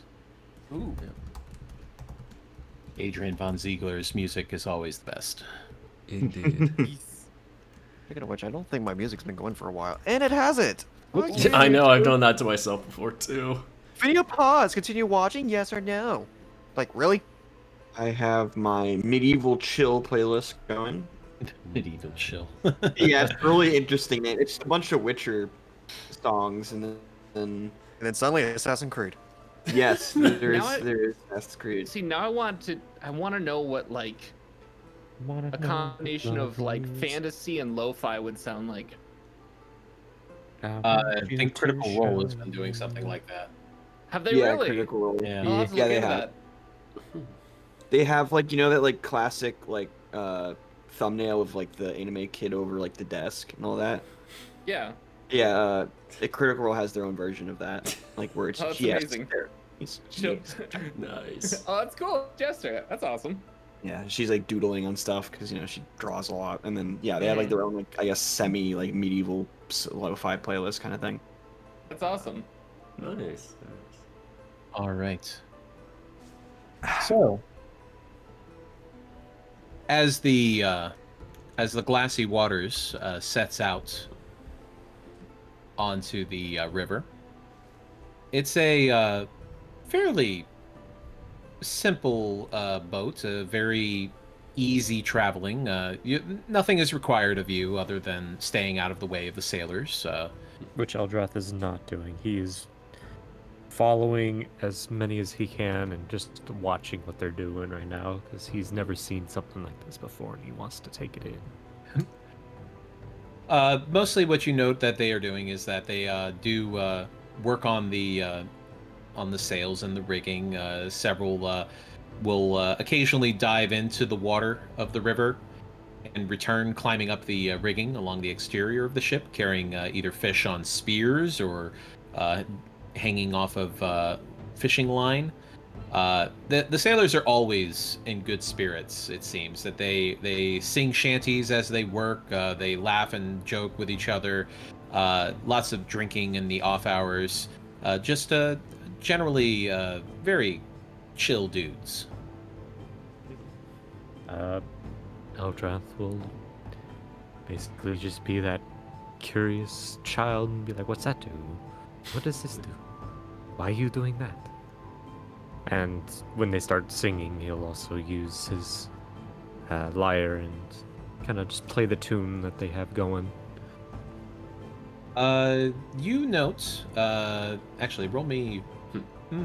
Note. Everything. Sorry. It's the button. I want to become the boat. I would say roll your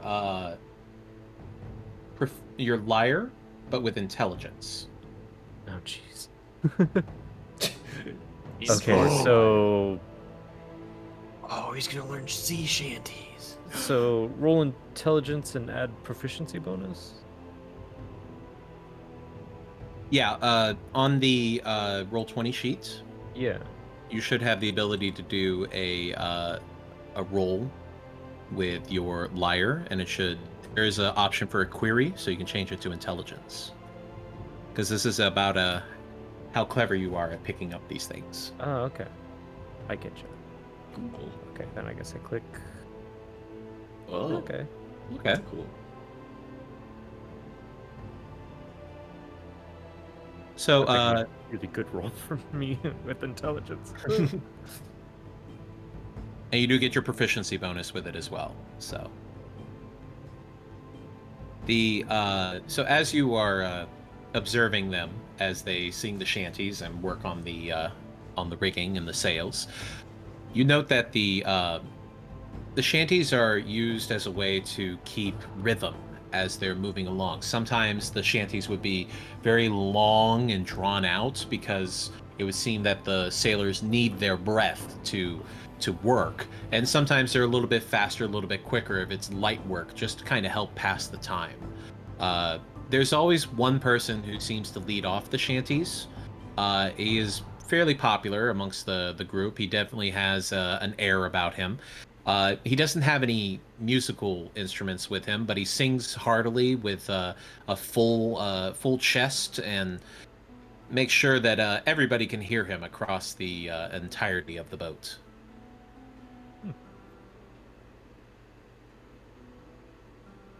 It's definitely different from what you've seen before. You've never experienced music like this.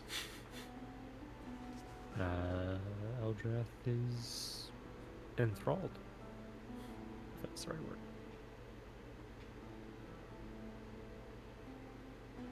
And everybody else, we're gonna do this. Oh, dear. I need a Constitution saving throw. Oh boy. yes, seasickness. I feel like Zero Oh, would no. have seasickness naturally anyway. Okay, you know what's funny? We're gonna This see. is gonna go bad. Before we got on the boat, I rolled a d20 in real life to gauge if Jessica has any natural seasickness. I got a 19, so we'll see if that. Like, I was just gonna. Oh! Is it a, Oh You know what? is it a I guess con that doesn't save? count. I guess Is that it a doesn't con count save? at all. Yes, con save. Con save. All right. no! Alright. Woo! Hey, I Oh rolled. no! Jessica! Oh no! We swapped roles. Pog. Yeah. So, I literally was like, am I just gonna make Jessica innately seasick? Like, just make this a character trait? Oh no. I so thought I got away from it, but I guess not. as you, Arthurax, you're climbing up in the rigging, watching out over the horizon as you see the various twists and turns of the river as you move along, and the Like breeze the in your pie. face it feels good. It's nice. Olia, you're beside, just watching the river pass you by. Various fishermen and other people just out in their boats as you pass them by, waving at them. Zir and Eldrath, you're both kind of watching the Tritons as they sing their shanties, doing their work. But Jessica, Oh no. back towards the stern, poor Jessica is leaning over the railing, and just the sounds are just the worst. Just the absolute retching and Oh. digging deep as she relinquishes the food that she had had before. Oh, that lovely breakfast gone. Oh no. I feel like as she would be doing that, Zero would probably like whisper to Eldrath and be like, "Do you think wild magic can fix that?"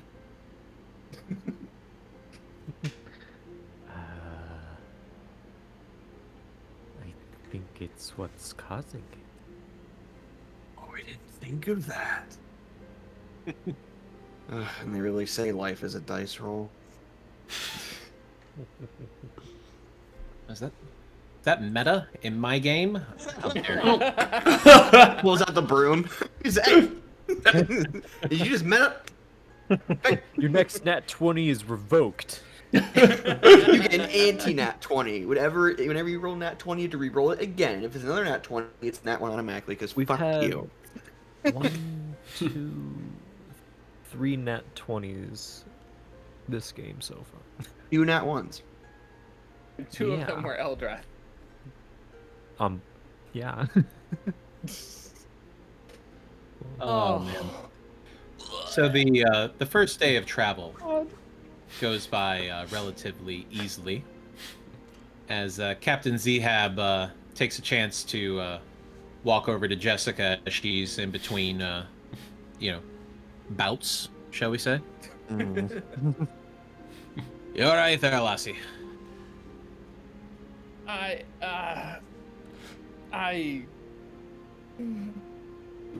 I'm not used to boats.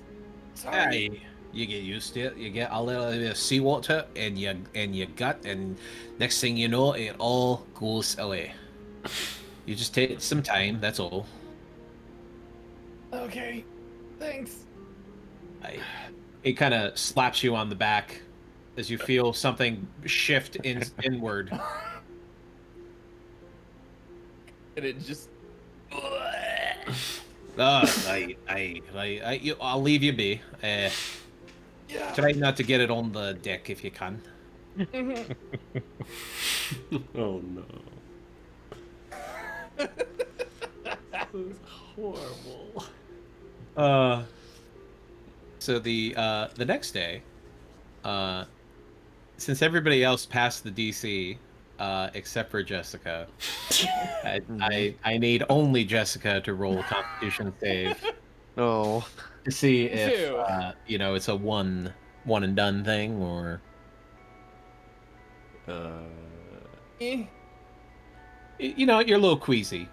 It's definitely the up and down that's really bothering you when you hit those waves, and it just moves you up and down, and your stomach kind of flips up and down with it, and it's just at first it's like you feel it coming up to the back of your throat, and you just go, nope, not today.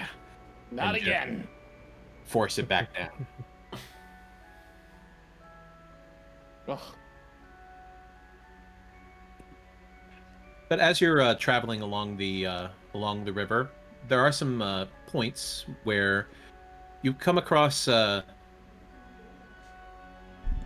large wood out in the distance, and everybody roll me perception check. Oh boy. Okay. Perception, go! I was thinking that. I'm so bad at perceiving things, I don't even know where the perception check is. Eyes open! There it Go, is. my children, see the light before me. Ah, it's blinding! What every introvert says. Yeah. So as you're looking out into the woods, at first you think it's just the light casting in the shadows of the trees, but then you can start noticing what appear to be figures, individuals jumping between the tree lines, kind of watching the ship as it goes down. Uh-oh. How- Is Captain Zehav nearby? Oh, he's at the wheel. How far away is the ship from the coast? Oh, several Shore? hundred yards. Oh, From the shore? From the shore, probably about 200, 300 feet. Okay. The river itself is pretty wide. It's about 500 feet, so... Yeah. Talking about like a It's a- Mississippi type. Yeah, very, very big. Pacific Queen! Then You're Part- also part- not the only ship on this shipping lane, by the way. There are also other ships. Arthrax will just walk down from his height point and get right by the Captain Zehav to go. Just to let you know, Captain, we may have some eyes on the ship. You don't have to worry about those. Those are the ills that live in that there woods. They just like to make sure that we are not trying to move in on their territory. As long as we stay on the river, they're fine. Comes to land. As long as we don't pull an evergreen, we're fine. Oh no! Sorry, ever given. Do you want to see how far I can jump? Want to see how far I can shoot a spell? Want to see you run that mountain? Want to see you do it again? After talking to the Okay, here's Captain, the thing. Jessica could probably hit one of them if she really wanted to. That's what I know. Like that's scary. Like a couple, like 200, 300 yards away, an Eldritch Blast could hit them probably. She might be able to hit one, but Well, after talking to the Captain, he goes to find Jessica just to check up on her. Are you doing okay? Yeah, it's not as bad as it was yesterday, but it's still not fun. Still, probably be a good idea we get some food in you when we make land. I tried to get some rations down this morning. They're staying down for now, but only through sheer force of will. Trust me. He nods a little bit and gives her a very light pat on the shoulder. Just call if you need anything.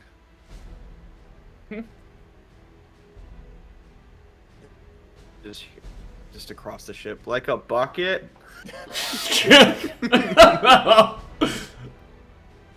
Arthrax will just slide one hand behind his back and give Zir pretty much the middle finger.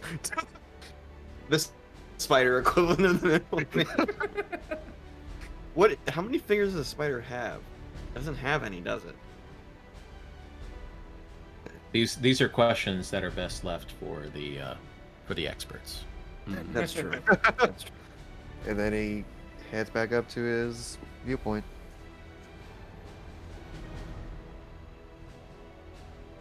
And as you all travel further along the river, it's another day of smooth travel, and the Tritons, having taken a liking to many of you, especially Jessica, after witnessing her horrible experience with seasickness, have tried to be much nicer to her and tried to make her feel more at home.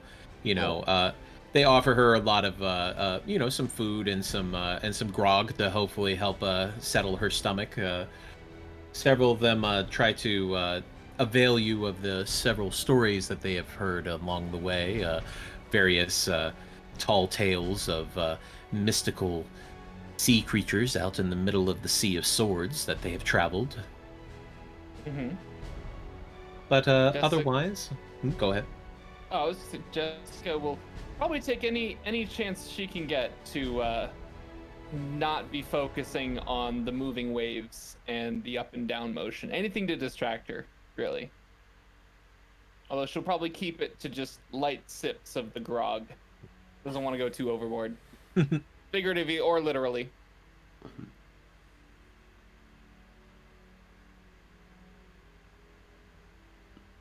And then Hello. Go ahead. No, I was actually just checking to make sure everyone was still there. Yep. I am alive. Yes. Well, as the rest of the day passes along with no surprises, no real shockers, and you move into the final day. As it's a little bit overcast, not quite the smooth, glassy waters that your boat has hopefully predicted. It's a little choppier today. Definitely a little bit more up and down and moving about. Jessica. Already on it. I'm Wait. slowly getting used to it. You jumped the gun, Still though. not fun. I need it at Oh. disadvantage. Oh, Oh, So no. one more God, time. I will. Oh. Hey! Well, the 12 Oh wait, will no, that's stand. disadvantage. So the 12 will stand.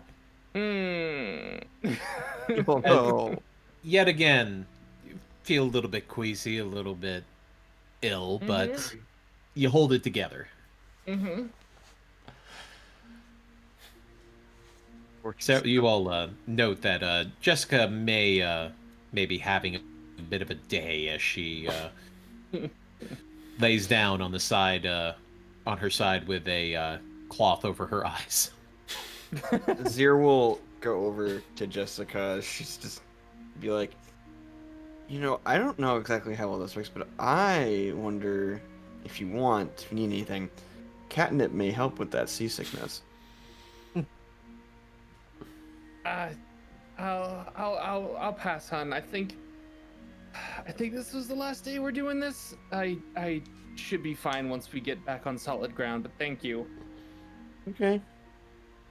You can just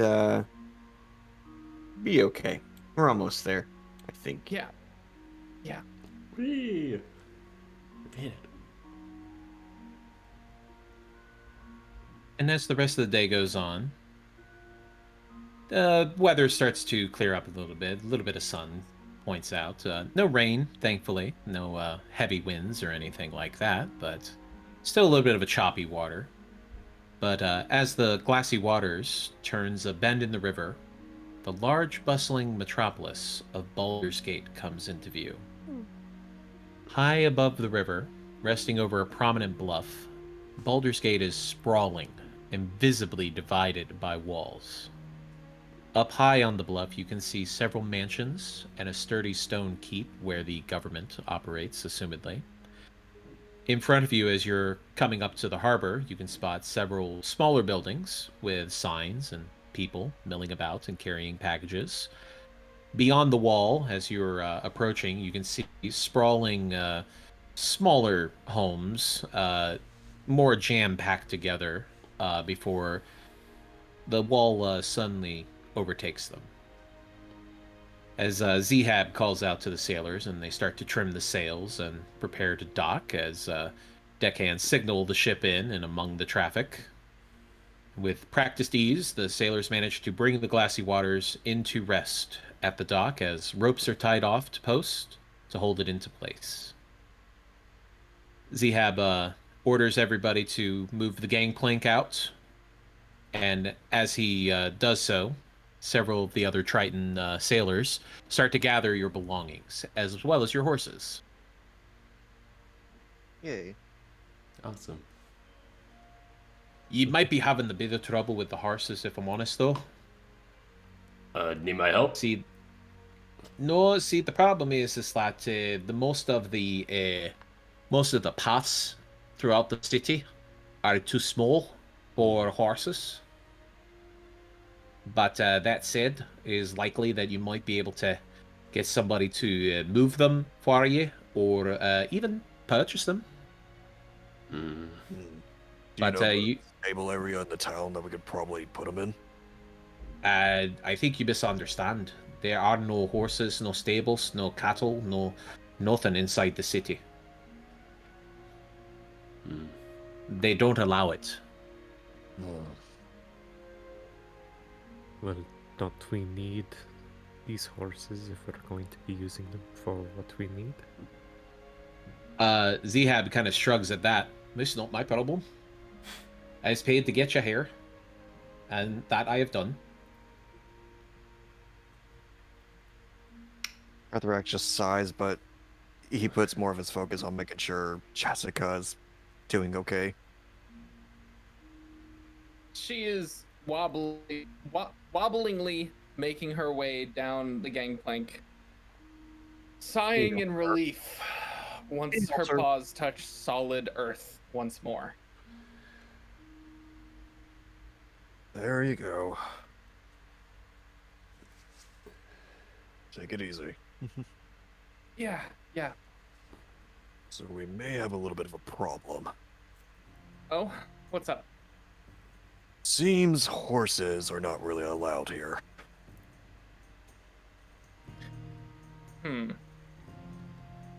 Out of character question,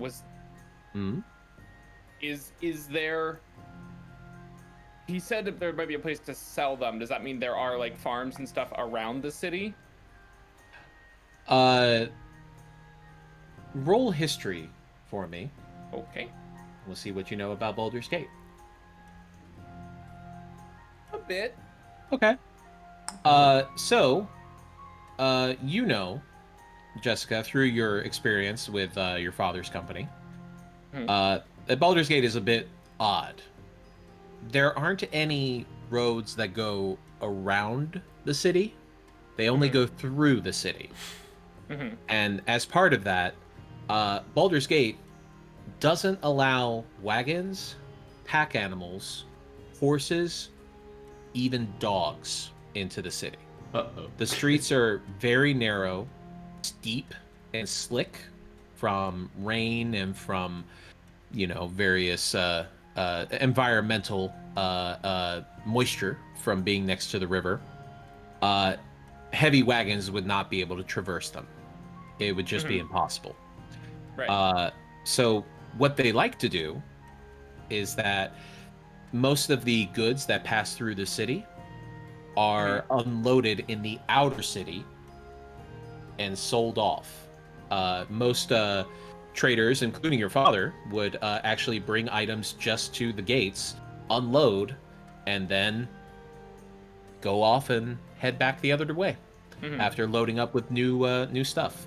So most of the items that would be carried in would be done on foot. Right. So they're Okay. cat people.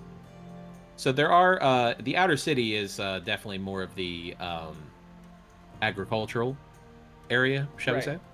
Right. The area around the inner city might have a place to either board or sell the horses.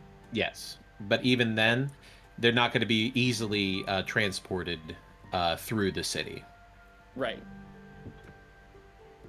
Well, yeah, unfortunately, Baldur's Gate's kind of not a great place for horses. We might be able to find a farmer or a number of farmers around the city who might be able to, take care of them either temporarily or we could sell them. Well- I mean, obviously we can't take them into the inner city because it's so tight in there, Yeah. But that also leads to a couple of other problems. like what? One, all the stuff that Eldrath bought and put on his horse. And two, the connection between Zir and his. I mean, we're gonna have to I mean, do one or the it's- other. I mean, it's just Zir will like hear that and be like, well, it's just a horse. I mean, it's not going to die. I mean, we could just send it back and be like, oh yeah, we can't use horses here. We can't send it back. It's not like it's a carrier pigeon. Well, I mean, the boat's obviously gonna travel elsewhere, They're not right? gonna. They're not gonna take the. They're probably already packing up, like out of character. They're probably already packing up and getting ready to go. Oh yeah, they're unloading all of the cargo that they had brought in, Mhm. and proceeding to load new cargo on. Yeah. Well, maybe we can just sell them then. That's fine. Yeah. I understand they have to give her a horse. It's I'll miss Sally, but it's okay. So, sorry, Alright. quick question. Paint the picture again. So, where we unloaded from the boat, right? These Mhm. docks, the only path that we can currently take is straight into the city. There's no You are unloading into an area that is specifically the center of the city, essentially. There's a area that's higher up on the bluff that seems to be where the wealthier people live. Where you are currently is where a lot of merchants are, where there's a lot of things that are sold. Okay. And then Oh. outside of the main wall is the outer city. Okay, so there's no way to make it to the outer city with these horses? Through the passages that they have, they wouldn't allow it. Oh, Not- so we're not just for- unloading somewhere where horses can't go. Well, you as visitors would not be able to use these horses. Somebody who Right. sells them may be able to move them from one place to another, but that's specifically something that they are allowed to do. Okay. So we should look for someone who's like an animal handling merchant of some kind. Mhm. That's some bullshit, right? Okay. It's some bullshit. You asked if you could take your horses, and the answer was yes. Right. You What we didn't could ask do if with you them once we should. get there. Semantics. In the back of my mind, I wanted to ask Onthar, so what's Baldur's Gate like? But then I was like, nah, I'm sure it'll be fine. Nope. We land. All right, first problem. My First my problem, thought here horses. my thought here was like we could sell off like 3 of them, use that money to get a carriage or a cart or whatever, and then travel that way so we can Right. still Yeah. kind of if we're But supposed already to inside the city Yeah. were there are not supposed to be animals Yeah. like this Well, unless you have a permit. none of us knew that. Ah, Yeah. Jesus already. So, we have to sell them. Yep. You do also have the name of a contact that Onthar has provided you. That's right. That's Billy right, the horse McBob, guy. that's right. He said he didn't. His name Akin. Akin. Yes. Akin, yeah. I think Billy McBob was better, but okay. Well- I will not have you stand here and disparage my NPCs with such silly names like that. Well, we were told about this Akin guy. We should probably search around for him. All right. We should probably have one person go looking and the rest keep with the horses just to make sure they're not like, whose horses are these? You know. We're just the tourists that are just off the airplane, and we're like, yeah. I don't know where to go. All No, the, no, we're the tourists that get off the plane, and we've got the- like 8 carry-ons each. And we're just like, all right, now what? Several of the guard are actually just kind of watching you and chuckling to themselves as they see you struggling with the horses. Arthur just gives them a glare for a little bit before turning back to Jessica. Well, Jessica, how about you and I look around then? All right. One of the guards will feel something on his behind. Really? You just got here and you're already causing trouble. How does he feel something on his behind? That's Eldraff. Mage hand. Do you have mage hand? Do. Oh my god. Daniel's like trying to avoid. I do. Go ahead and roll deception for me with advantage. If you roll in that 20, I'm swear to fucking God, I'm gonna hurt somebody. Please I fail. swear. Please fail for a change. Close enough. Damn it. So, all of a sudden, one of the guards just stiffens up, his face turns bright red, and he turns and just socks one of the other guard right in the face. Oh my god. Not on duty, you idiot! Wait, what? Oh no! Eldrath is just giggling. Zir's just looking at Eldrath and just goes, you know, probably thinks it has your hand on it, literally. But, you know, that sock in the face reminds me of back in Greenus when you did something similar and I punched you in the face. Hmm. Jessica, would you like a break from these stooges? Yes, actually. Zir's just flabbergasted. What? Let's go. What did I do? Before walking off, she points at Eldrath. Behave. We'll be right Never. back. Ola, you have permission to use your hammer if Eldraff doesn't. God hisses. So, Jessica and Arthurax, as you move further into the middle city here, which Jessica, you would know is called the Wide.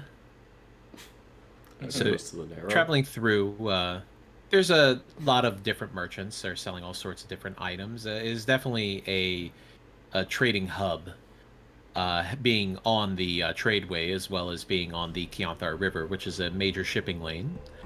You head back towards the outer city, to the walls that lie along there, knowing that the tackling and various equipage needs would likely be on the outside of the city rather than the interior of the city.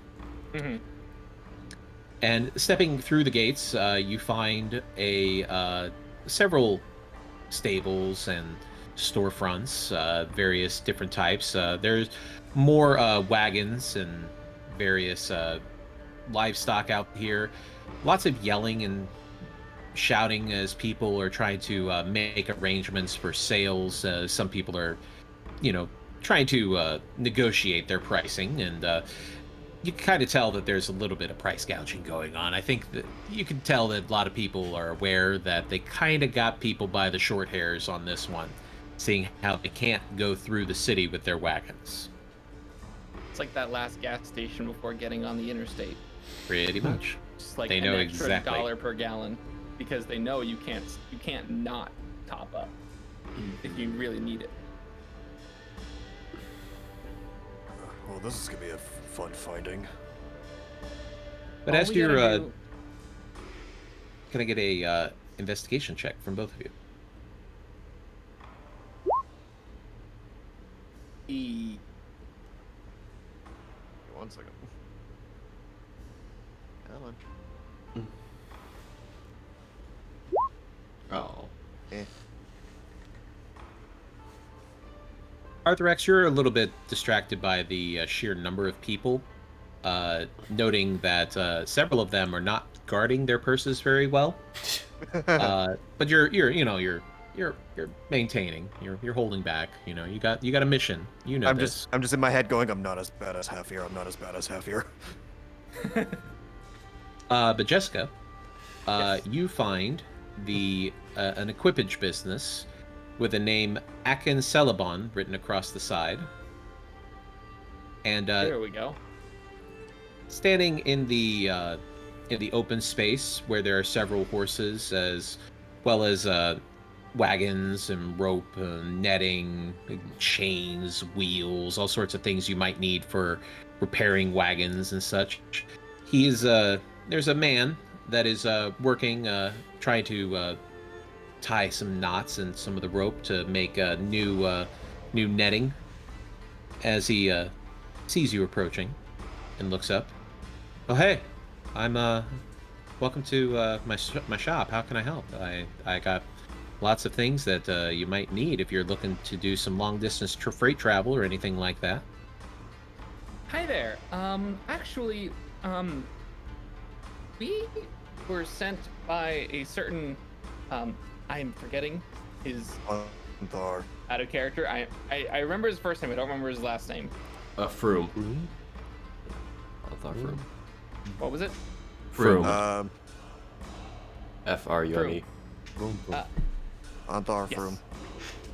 Froome. We were sent by Anthar Froome to find you for a little help, actually.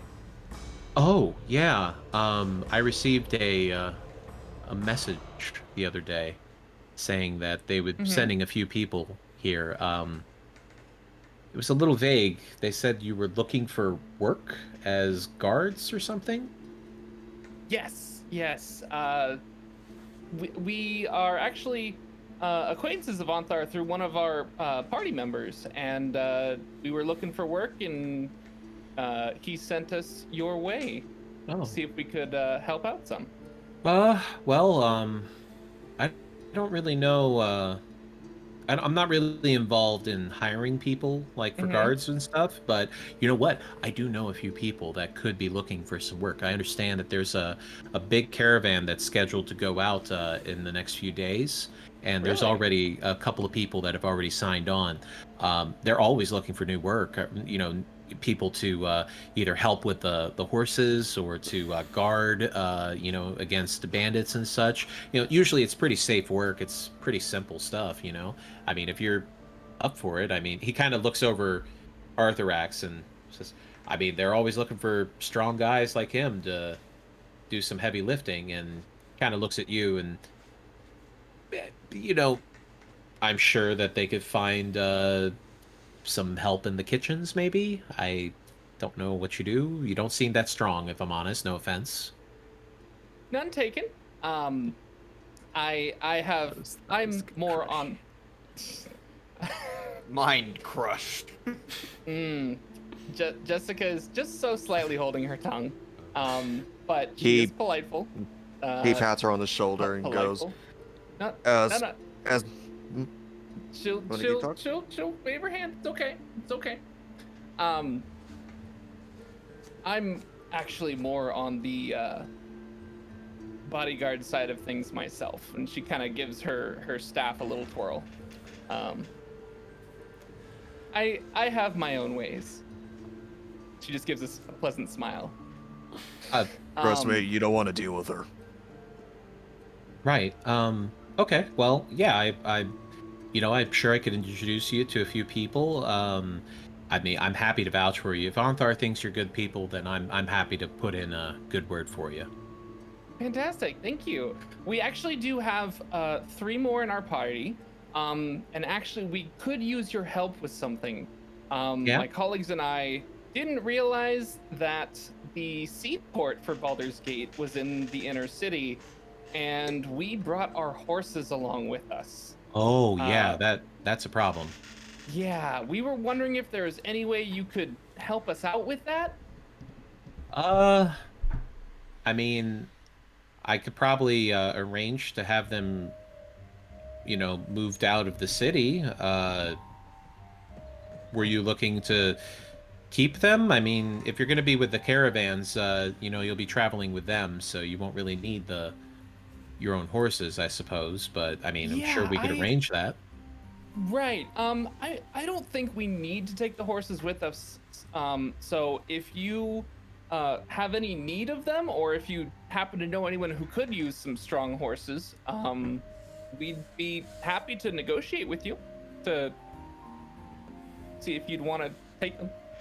My brain Sure. just turned off there at the end of that sentence. Tell you got them in the inner city right now, you said? Yeah, right at the seaport. We just came in off of one of the ships. Tell you what, I don't have anything going on. I can have one of my employees just watch the shop, and I can come with you. I can look them over, get an idea That'd of. be perfect. Yeah. You Sure thing. let me go and get one of my guys here. I'll be back in just a sec. No worries. Oh, this is working out nicely. Mm-hmm. And as he runs into the back, and a young half elf comes running forward and fills in the spot for him. He said, "All right, yeah, just take me to where your horses are. I guess we'll get a good assessment of them." Excellent. All right, let's go. And the rest of We you, will- as you are waiting for Jessica and Arthurax, give me perception checks. I'd like to say, Eldrath. He wouldn't. Oh yeah. He wouldn't do the mask of many faces yet, but he will have like a hood up and making sure his robes are adequately covering his lower portions. His features. Actually, would Go ahead and would it be an roll a, advantage if I had There hearing? you go. Shit. I forgot I had advantage on it. Not advantage this time, yeah. I know. Sorry. Okay. Yeah. I was just wondering if it was a hearing based. No, not hearing based, sadly. Oh. So, Olia and Eldrath, you're both kind of taking in the new sights. This is a really big city, much bigger than Burdusk and Scornabel and El Terrell. This is a thriving metropolis. Zir, as you are observing through the crowd, you think you spot a rat folk missing half an ear.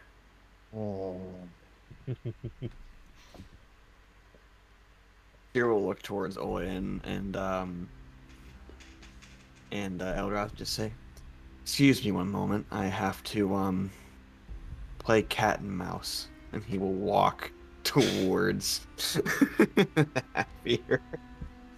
All right. But like stealthily, not trying to. He's looking to get behind him and like grab him from behind. Just be like, "Hey." All right. Well, roll stealth. All right.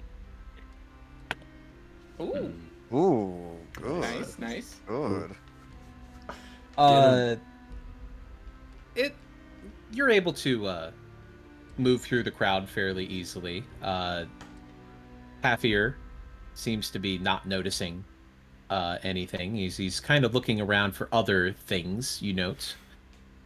You watch as his hand moves closer to some people's purses, and just a quick, swift slice of his claws as the purses open up and gold falls into his hand, and he shoves it into his own purse as he keeps moving on.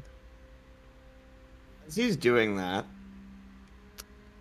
I'm gonna come up behind him very slowly. And when he goes to reach out for another one, I'm going to use my right hand to grab him by the shoulder, and then my left hand to grab him by the wrist, and then just lean in and just say, "You gonna share?" I don't know what you think is, and he looks back behind. He's like, "Oh shit." Well. It's Arthrax's friend, Half-Ear, wasn't it? Hey, Artie doesn't need to know that I'm here, mate. He don't need to know. He don't need to know anything. You know. Hey, look here, and he just reaches into his purse and pulls out 50 gold. I forgot. I got 50 gold today. You could have it all if you just let me, you know, meander about my ways. Why are you so afraid of Arthrax? Look, I'm not saying that I'm scared of Ulthrax. I'm just saying that Artie and I don't really see eye to eye very much. Eyes to eye, yeah. You know, he was very, very focused on trying to find you after you weaseled your way out of the last prison you were in. In fact, he was actually partially blamed for it. Well, If I remember correctly. if he wants the lockpicks back, I'll give them back to him. It's all right. I just needed them. Look, this is just the way it's supposed to be. We's rogues. We go out. You understand? You're a sneaky type, right? Sometimes you get a chance to get out of there, and you gotta take it. I mean nothing by it. Look, come on, just take the gold. You don't have to say anything to Artie. You know where the sword is? Dagger. Or dagger? Dagger, thank you. I told you, it's in the hands of that black lady, the black scaled lady. She's very. She took it, and they gave it to her, and mate, I don't know where she is. All right, I don't know where she is. I don't know where she is. I'm gonna roll insight on that. Sure, go ahead.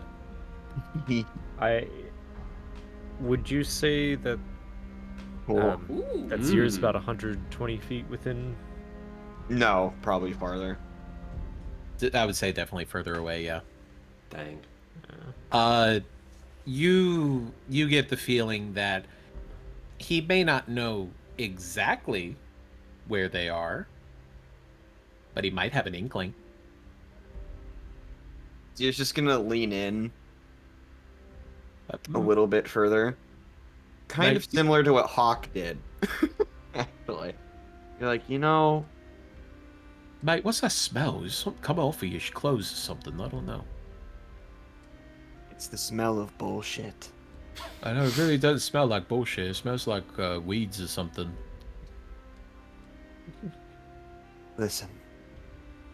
I know where you have an idea of where she is, and it'd be very helpful to me to know where maybe she is. I'll give you a deal. I'll give you one just for yourself. We'll do it rogue to rogue, if you will. You give me the 50 gold and the lockpicks back, and give me the location of, or the idea of where this black scaled lady is, and I'll let you go and not tell Arthi. How's that sound? Are you lying? I'm not. Roll persuasion. I have negative charisma. Let's go! Yeet! Oh! Saw that coming. Out of character? Really? Mate, listen. You don't stay alive by saying all the things you know, right? You get me? You don't stay alive keeping information from someone who has their hand on their wrist and your shoulder. All friend. right, okay, all right. You know,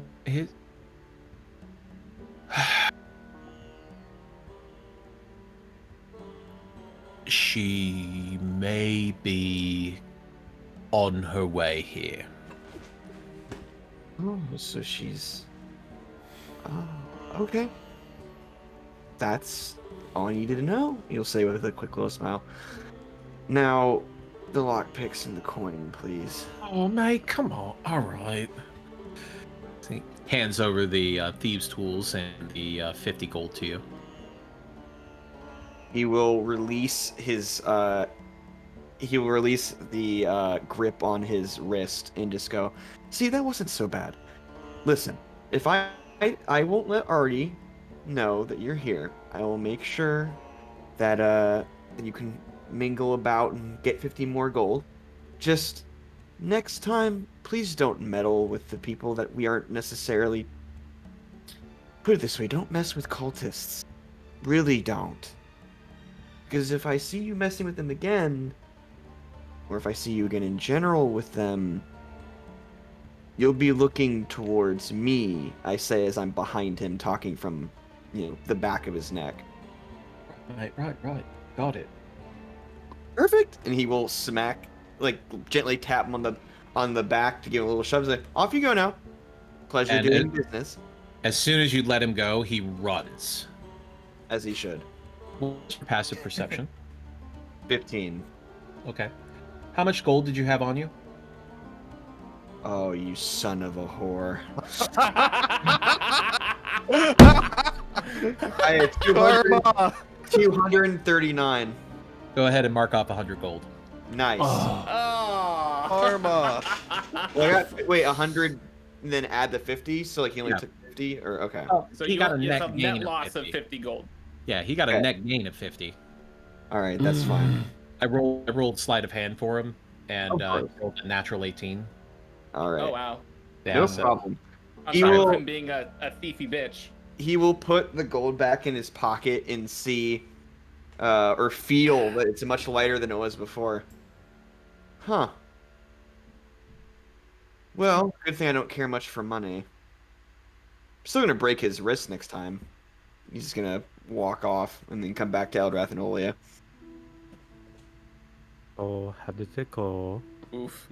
Well, just saw an old friend traveling through and wanted to speak with them, I guess, suppose. Quick little chat. Hey, I learned, and he's going to lean in towards Eldrath a little bit closer, that the lady that I didn't get to see, but you guys fought, the one with the papers, she's on her way here with the caravan, I think. No, it wasn't out of character. They were talking about the black scaled lady. Yeah. That's Not- not... Well, I mean, Yeah. like, the caravan coming here, or is it leaving from here? No, it's coming here. She's probably with them, possibly, I would assume. Right, but you mentioned the human defector. Yeah. Yeah. Well, no, Ye- I mentioned the black There's- scaled lady, and she's No, coming. you said the lady with the papers, and that's Roll 'em. Frolum. That's That's the the human. human that wrote that. Yeah, Yeah. Happier was talking Yeah. about the We don't- black scale. I don't think we have the name of the black scaled lady. We You don't. do We, not. we don't? I Yeah. thought we did. I wrote something down. Probably black scaled lady. Um, The name may have been mentioned, but it has not been explicitly stated that the black scaled woman's. So those are the human's papers. Oh, okay.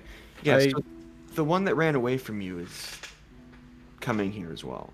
If we want to meet her again. I can't remember where I got that from, but I got Resmir. Sounds about right. It might have You- been when we were in the caves. Resmir like- has been mentioned, Yeah.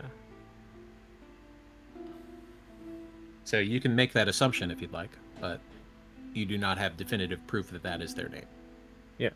Right. Also, and those were thieves' tools that Half-Ear gave me, right? Yes. I will add that to my own collection. So Arthrex and Jessica and Akin all make it back to the boat as he starts looking over the horses as he approaches. Oh, these are fine horses. Wow, where did you get these? They were gifted to us, actually. Gifted, you say? Well, somebody really likes you. Horses like this usually go for about 60 gold, 70 gold. I don't even need to roll insight.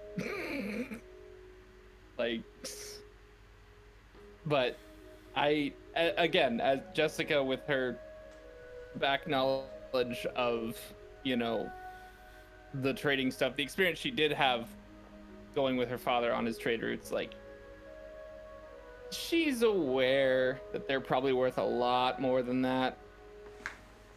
But at this point, it's not like they have enough room to argue because it's either accept or leave the horses there, and that's just its own mess. So she will knowingly turn to the rest of the group and be like, what do you guys think? Enough? 70 each? Eldrath kind of disappears slightly into the crowd, but Jessica will hear in her mind, if we are selling the horses, make sure we get a good price. Arthrax just turns to the others, not surprised anymore that Eldrath is gone, and just looks over to Zir. Well, other than, well, Eldrath is now gone. Any trouble while we were away? No trouble at all.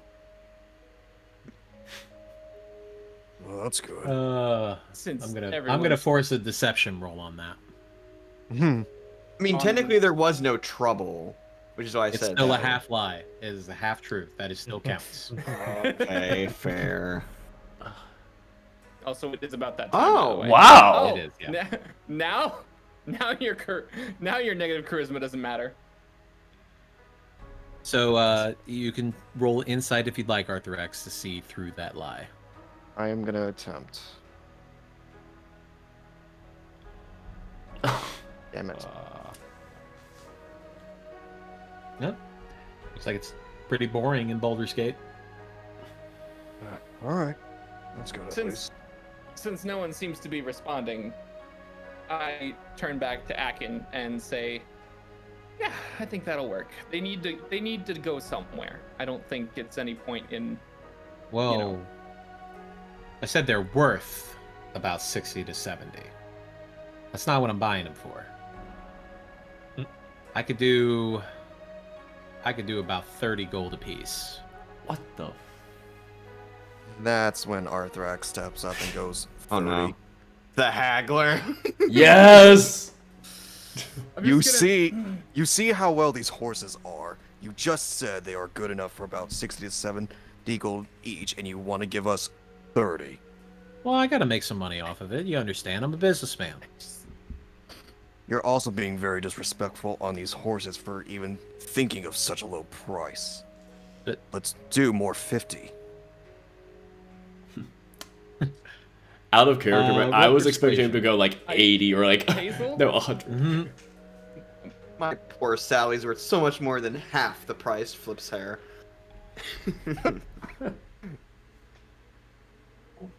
He kind of looks over the horses. He lifts up their lips to look at their teeth and checks their legs and their hooves and. All right, I'll give it to you. I'll give you that they are better than most horses that make it up this way. They look like they've had a pretty easy life, so I'll come up a little bit. How about 40 gold apiece? Looks over to Jessica. Oh, Jessica just kind of raises her hands. All right, 40. All right, well, well, he does. 40 it is. All right. Well, how about you all come back to my shop, and I'll have some of the deckhands put these onto a barge so they can move out of the city. Just give me a moment. As he walks over to a group of people and starts chatting with them. Arthrax just sighs. Some people just don't know good horses these days. Eldrath will appear behind the man. Who? The man, Akin? I forgot his name already. Akin? Oh, Akin? Akin, yeah. Oh dear. Oh boy. Also, it is about time. Hacking and slashing. Better not be any Akin slashing. Taps him on his shoulder.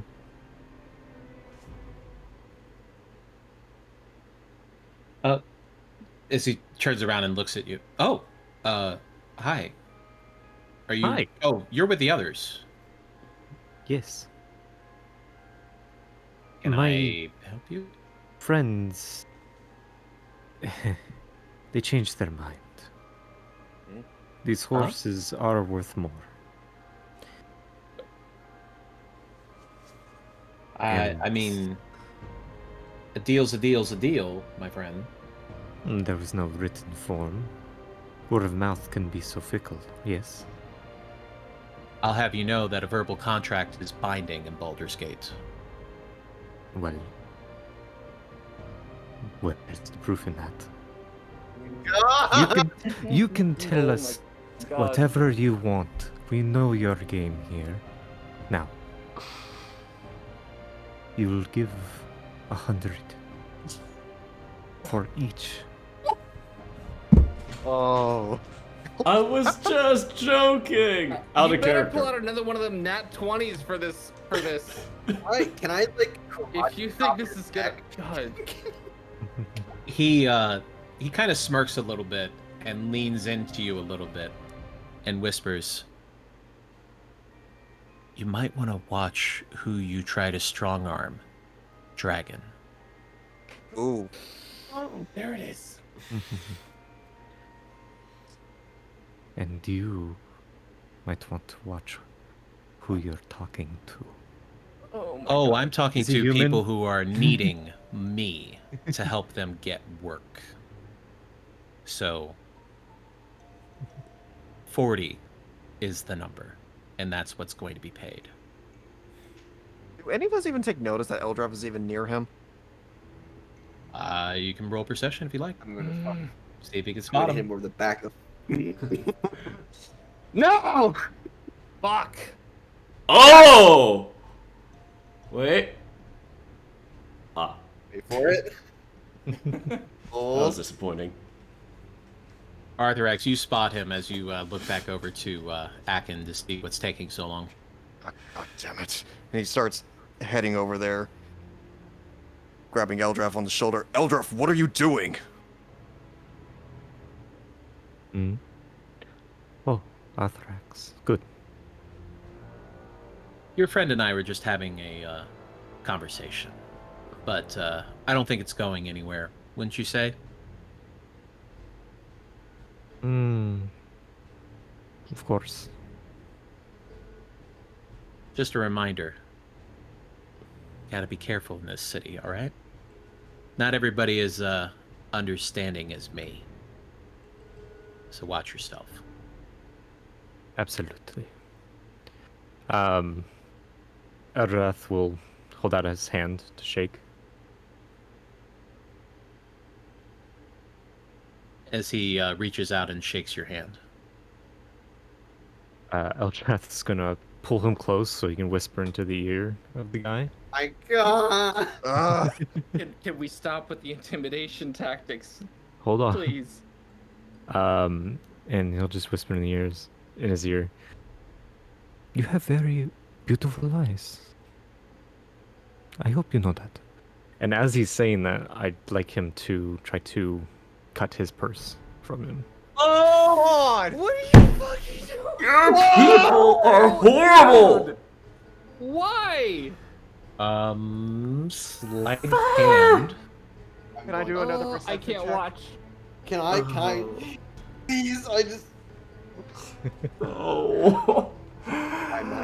He literally met a god. He went, you know what? I'm gonna fight today. Can I use perception to see this? Would you be actively watching Yes. Eldrath? I Then feel yeah. like With it being Eldraff, yes. You I need feel like to. everyone's actively watching this. Please, serious. Seriously. Then yes. Normal. Yes. Oh my. Oh, is this Here, everybody? thank you. I mean, are you watching? I am. I'm fucking like I'm watching like a hawk right now. I mean, now that you've walked over, I'm sure.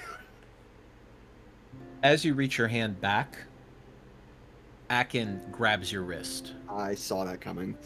Oh god damn it. Listen. Your friends are welcome at my shop. You better find somebody else to help you.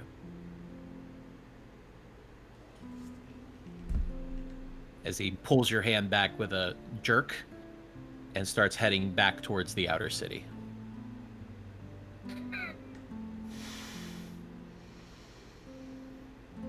And that's where we're going to call it for the evening. Next episode my. title: Zir breaks Eldrath's wrist. I will say this. I am watching Duff's stream and I agree with Tazel's comment. We need a new magic item, the Eldrath leash. Yes. Yeah. Funny enough, I was actually just gonna say we need to put a fucking leash on you. You're one to talk. Like, just freaking Right? Yeah, no, you're one. Here I you guys am are trying to both- help everyone.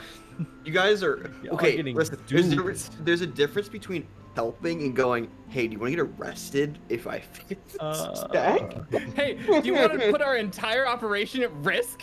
This will be fun. He's supposed to be our friend, and you're just like, "I'm gonna steal his money." I'm like, God. I'm gonna fucking intimidate this guy. I'm gonna cut his coin per like. I just joined a secret underground spy negotiation, like, center of information. And the first fucking thing I do when I get my fucking police badge is I watch my comrades steal from Someone that is supposed to be helping us. Mhm. I swear to God. Y'all I'm gonna put too much The one thing I was trust worried about into was that- strangers. One thing I was worried about was that yesterday, Dana and I were talking about some information involving Arthrox, and I'm like, is this what's going to be coming up in the next episode? And I'm like, where is this going? Where is this going? When is it going to happen? Thankfully, nothing happened yet. I do have to say I liked that I encountered half ear. That was a fun conversation. Oh, I was bouncing my knee. I was holding back, shouting, out of character, break his freaking legs. Honestly, out of character for me, I would have just taken the Warhammer and actually smashed him with it. I'm like, whack-a-mole, baby. Yeah. Like, if only it wasn't so kind, You don't he would... just okay. Here's the thing. You need the people around you need context. If you just indiscriminately smash the skull in of some random rat folk, suddenly you're murderer number one. I should have sleight of hand broke his wrist. Shut up. Just walked by and just. But no, I liked that. I liked that. You better. should have also told Arthrox. He would have understand. Oh, Well, so good. Well, here's the Maybe? thing. Zir keeps promises. He was not lying, because honestly, he pitied him, and he was like, I have this guy literally by the wrist. Stealing money from me is like the least, or stealing money from Zir is like the least that he could have done, because Zir does not give a shit about money. He's a foreigner. Like, he doesn't see money as anything useful, really. Dana. Yeah. What you should have done, you shouldn't have said gold. You should have said he stole the catnip. Oh, okay. No. If he stole the catnip, I would have beat him to death. Exactly. I would have immediately, like, he starts running, I'm like, I frost breath. I rolled perception for Acre, and it was natural 17, and I was just like, oh shit. They met. Oh, because he does have base level stats, so he does have a little bit of a bonus. Yeah. So yeah, that was a very poor choice. It was close. One of my friends messaged me. It was unnecessary. Was it? How No. can we be Yes. sure? How can we be sure? Yes, Oh. it was unnecessary. What was unnecessary was watching your stream, Duff, and you pull out the whole "Can we not haggle for 5 minutes?" meme. It's like, really? Yeah. We had to. Yeah. We had to. No, Those no, horses were No, you worth didn't have it. to. Okay, listen. They're nice horses, but they're... I will admit that they were good to haggle. I think They're that more that- than 30. Well, That's that not was right. fine. I was fine this time with it, but 100? like- I was joking! That's like handing someone something that's worth like $100. They go, oh yeah, this is worth $100. By the way, it's for 40. You'd be like, whoa, hold on. Even I would have tried to haggle if I was like the haggler of the group, but Yeah. I mean, I We would have have- said 50, we but I figured have- that'd be a little bit too much. we have more pressing matters than the value we get out of these horses. Like their function was served. I would have been happy to donate them to a farm that could use them. Don't you dare say as if they're only used for tools. Sally is a brilliant stallion, is my friend, you fuck. I Well, will then say I that- will leave you and Sally to explain to the guards why you're why you are riding her around in the inner city of Baldur's Gate. I mean, I was okay with selling her. I just wanted more out of the money. That's I why will- was So back- she is something to be sold. So it's. I will say it when wasn't you, worth half when you price. when you just said we have more pressing matter, one of my let comments them was about to go say through giving you a Fuck headache. off, You Windows mean? Defender. Getting I- seasick. Honestly, Yeah, the headache I'm I developing. feel like Eldrath's actions here were justified, and we'll No. stick by that. Will No, they. Not I mean, really. well, No. I mean, when a god tells you you get yourself in matters that you don't understand nor should go into, and then proceed to do that exact thing. I feel like next episode we need to is- find a shop and go, yeah, do you have magical handcuffs, a leash, a straight jacket so we can put it on this freaking Maybe a I, muzzle. template I here? mean, if I was like a character that was more chaotic good, or like what is Eldrath's alignment actually? Does he chaotic have one? neutral. That would be telling. Oh Shit. okay. Well, without telling, basically, I can assume that Eldrath. Like, if I was playing a character similar to Eldrath, I would have done the same thing. Because as soon as you realize and see like how scummy the place is with like merchants overpricing and like underbaying and like manipulating everything, yeah, I'd be the same way. I'd be like, I'm just gonna be just as cutthroat as them. This guy, first and foremost, is just a contact. He's not part of the clan, as far as I know, right? I know. Uh-oh. I mean, he is offered to vouch for you because of your connection with Ontharr Froom. Yeah, but now Eldrath fucked up. He Mm-hmm. he isn't part of the Order of the Gauntlet. Gauntlet, is what I'm trying to. You don't know? Oh my god. I just.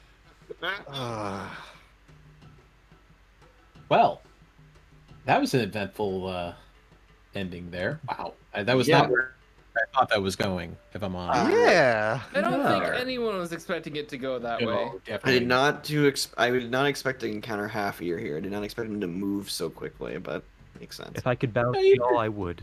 I, part of me was starting to wonder if I didn't walk to go find Enrax and I joined to find half here. Yeah. First thing that was going to happen was pretty much slam his face into the floor. Which would have caused a huge fucking scene. Mhm. And here's another thing. It's kind of a controversial thing, I guess, or I don't know what you want to call it.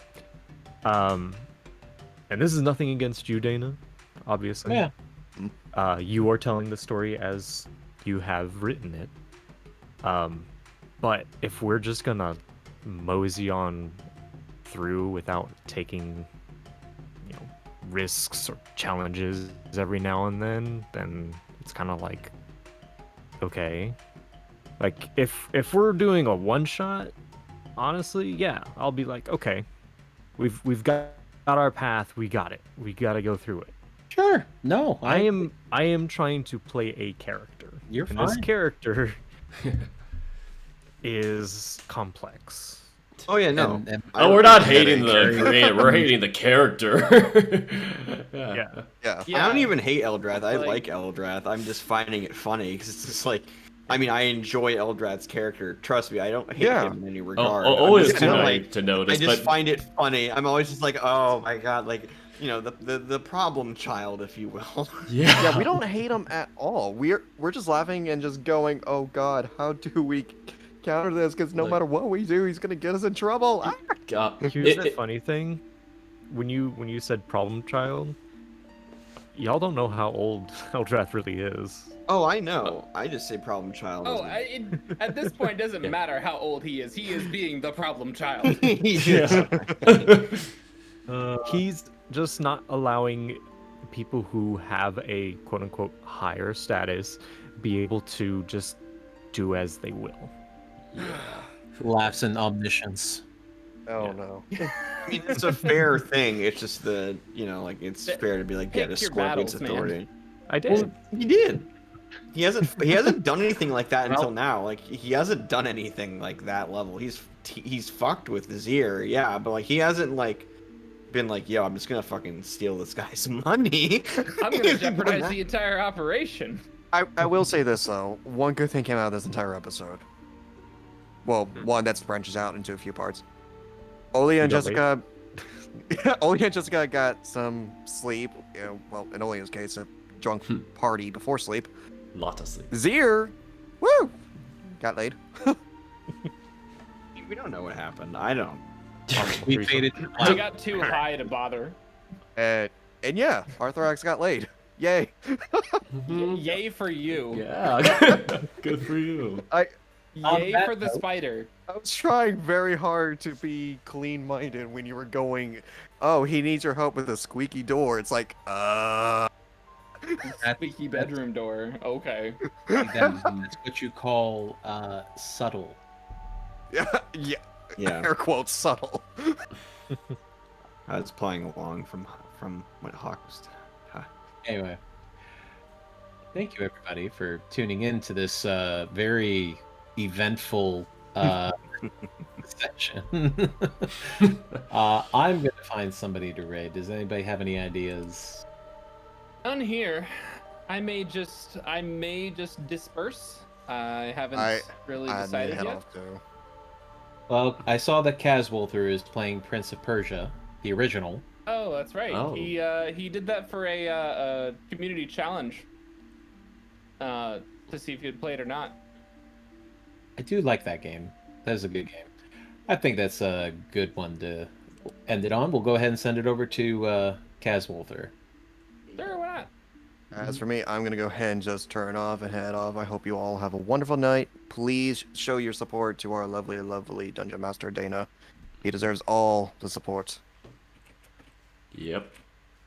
As well as show support to all the other players, because they are wonderful, they are great, they are awesome, especially Eldraff. The best. Support me Everyone. on Twitter. Everyone have a good night, and see you all next week. Why? Bye. Boy. And All right, so I'm gonna log off the Twitch stream and probably just maybe hang out with the guys a little bit more after this. But that's all I got for tonight. It's getting kind of late here, later for them because they're on like Eastern time. I think they're all later times than me, but yeah, I should probably check in on my VN. Also, Ocean Avenue just got its 3.0 update for patrons released yesterday. So this coming Saturday, public release is coming out. Looking forward to that. So I actually do have time to thank my patrons. We are not just right back. All right, so patrons, y'all help me with my stuff and help me, afford all the nice pretty bells and whatnot for my VN, for my channel and whatnot, just to afford things. I think I got the headphones because of the hits, and not sure what else it was that I got with it too, but yeah, I was like, I got these earbuds for me, and yeah, it helps me just, do what I can, so yeah. Anyway, I want to start out with my fellow dorks. My $3 and above tier, North Grizz, Andrew Corona, Norbert Dudzik, Taipei Roth, Mogram Wolfram, Nui Nguyen, Ryan Atkins, Ryan Carlos, Andrew Buenaventura, and Crunchy Balls. And I want to give a very, very, very special thanks to my exclusive dorks, my $10 and above tier, Fire Knight 2008. So, some of the perks that come with being a patron are either getting early releases on my VN, exclusive NSFW readings, exclusive to patrons. For the exclusive dorks, you get a special reading or you can do a special reading that you can commission me for once a month. And on top of that, yeah, being able to participate in polls for certain things or videos that I might do for patrons only. So yeah, that's all I got. And that goes back on. Here we go. So that is all I have for tonight. Thank you all so much for watching. And until next time,